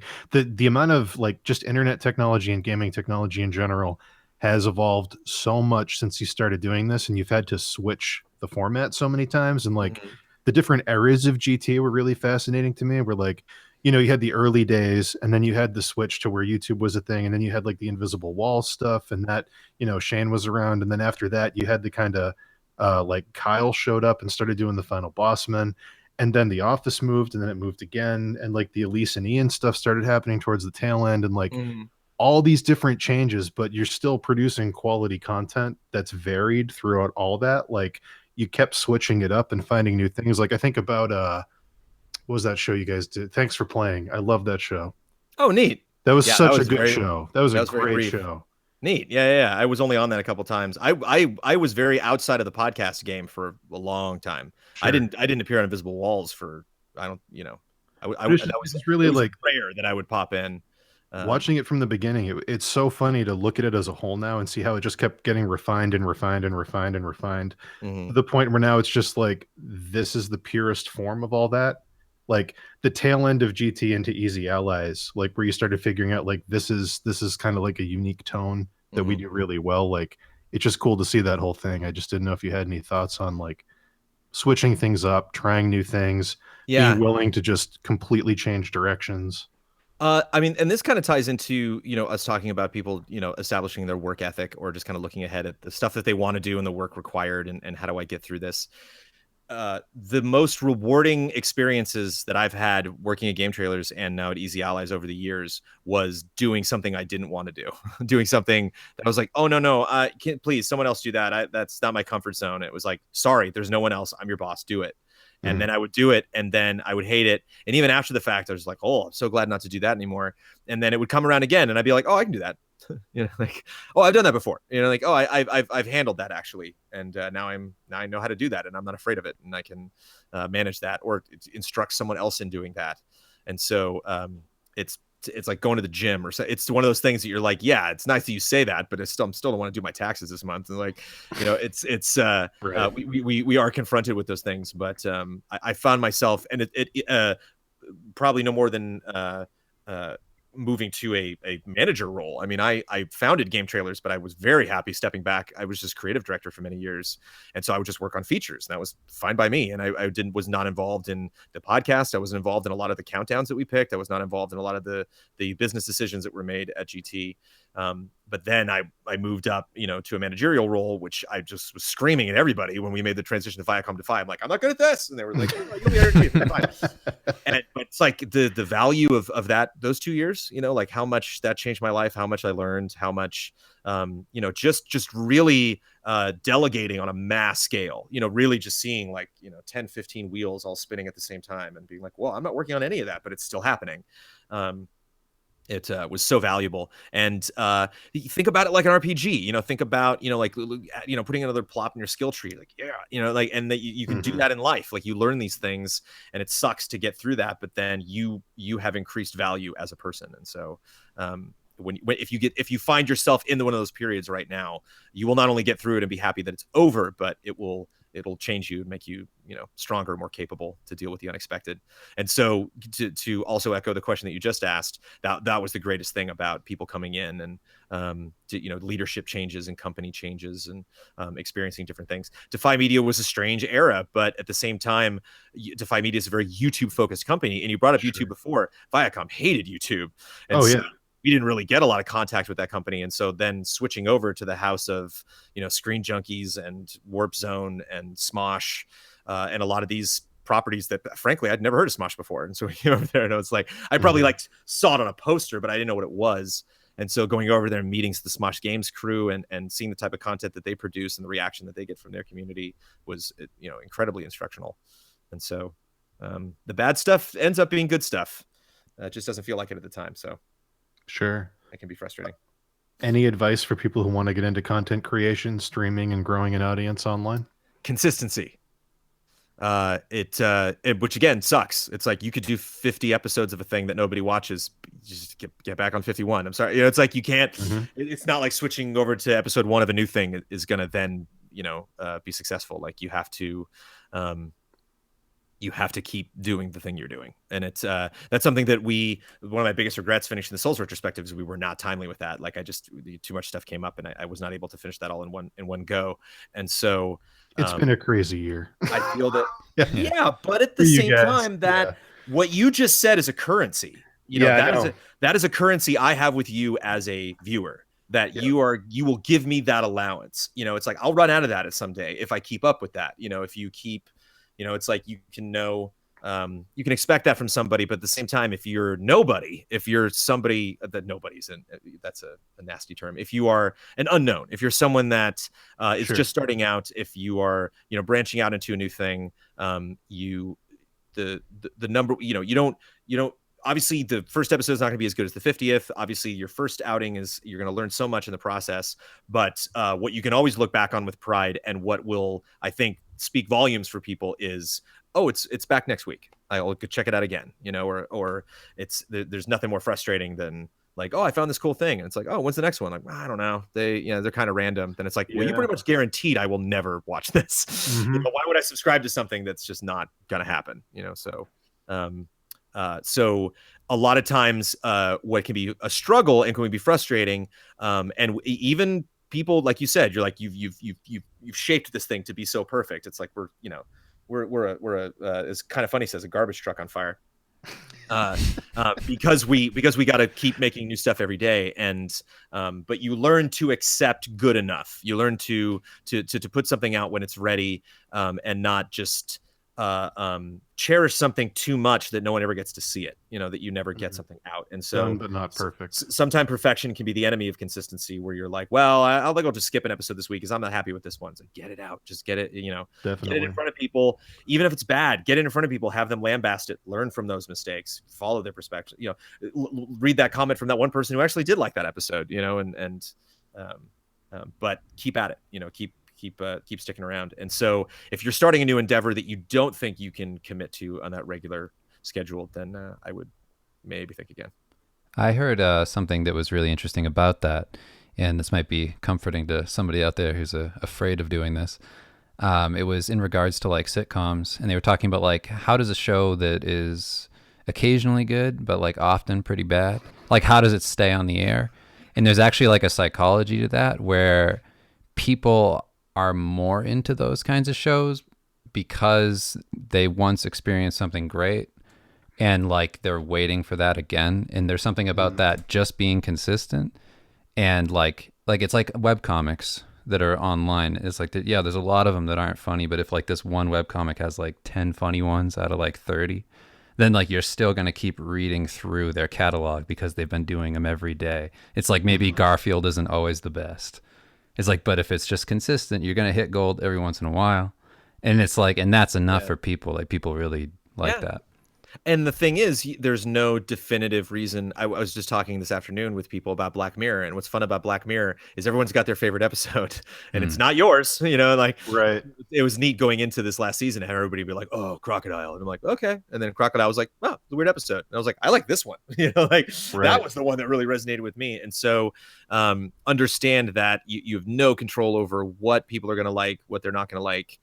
But you do have control over that consistency. You do have control over how much they know they can count on you to at least keep trying, and keep at what you're doing. Right. And the amount of stuff I learned, I mean, even just voiceover, man, you go back and listen to the GameTrailers God of War review, and I'm terrible, but it's just, I've been doing that for over a decade now. And who was the guy before you that was like the Final Fantasy was considered? He had like a wicked deep voice. Rich Brown.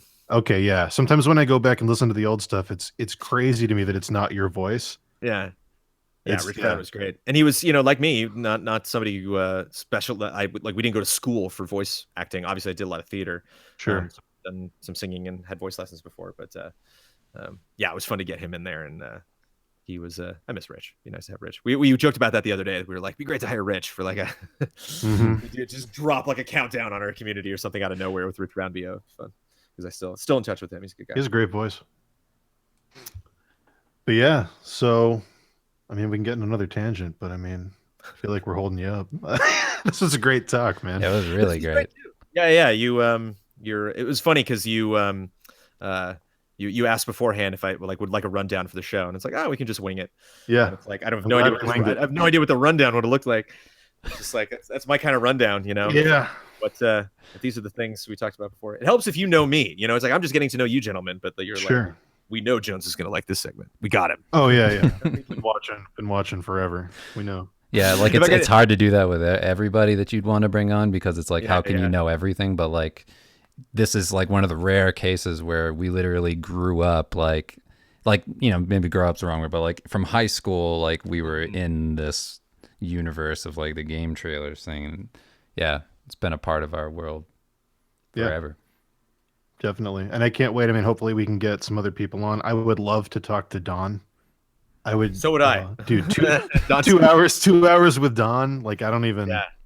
Don's a treat, but Don's elusive, man. He's a shadow. I know. So, I'd love to talk to Kyle sometime. Maybe when Box Peak's done and he's got some time. But yeah, for anyone listening who has enjoyed this or is curious, check out easyallies.com, youtube.com/easyallies, twitch.tv/easyallies, and then the Patreon.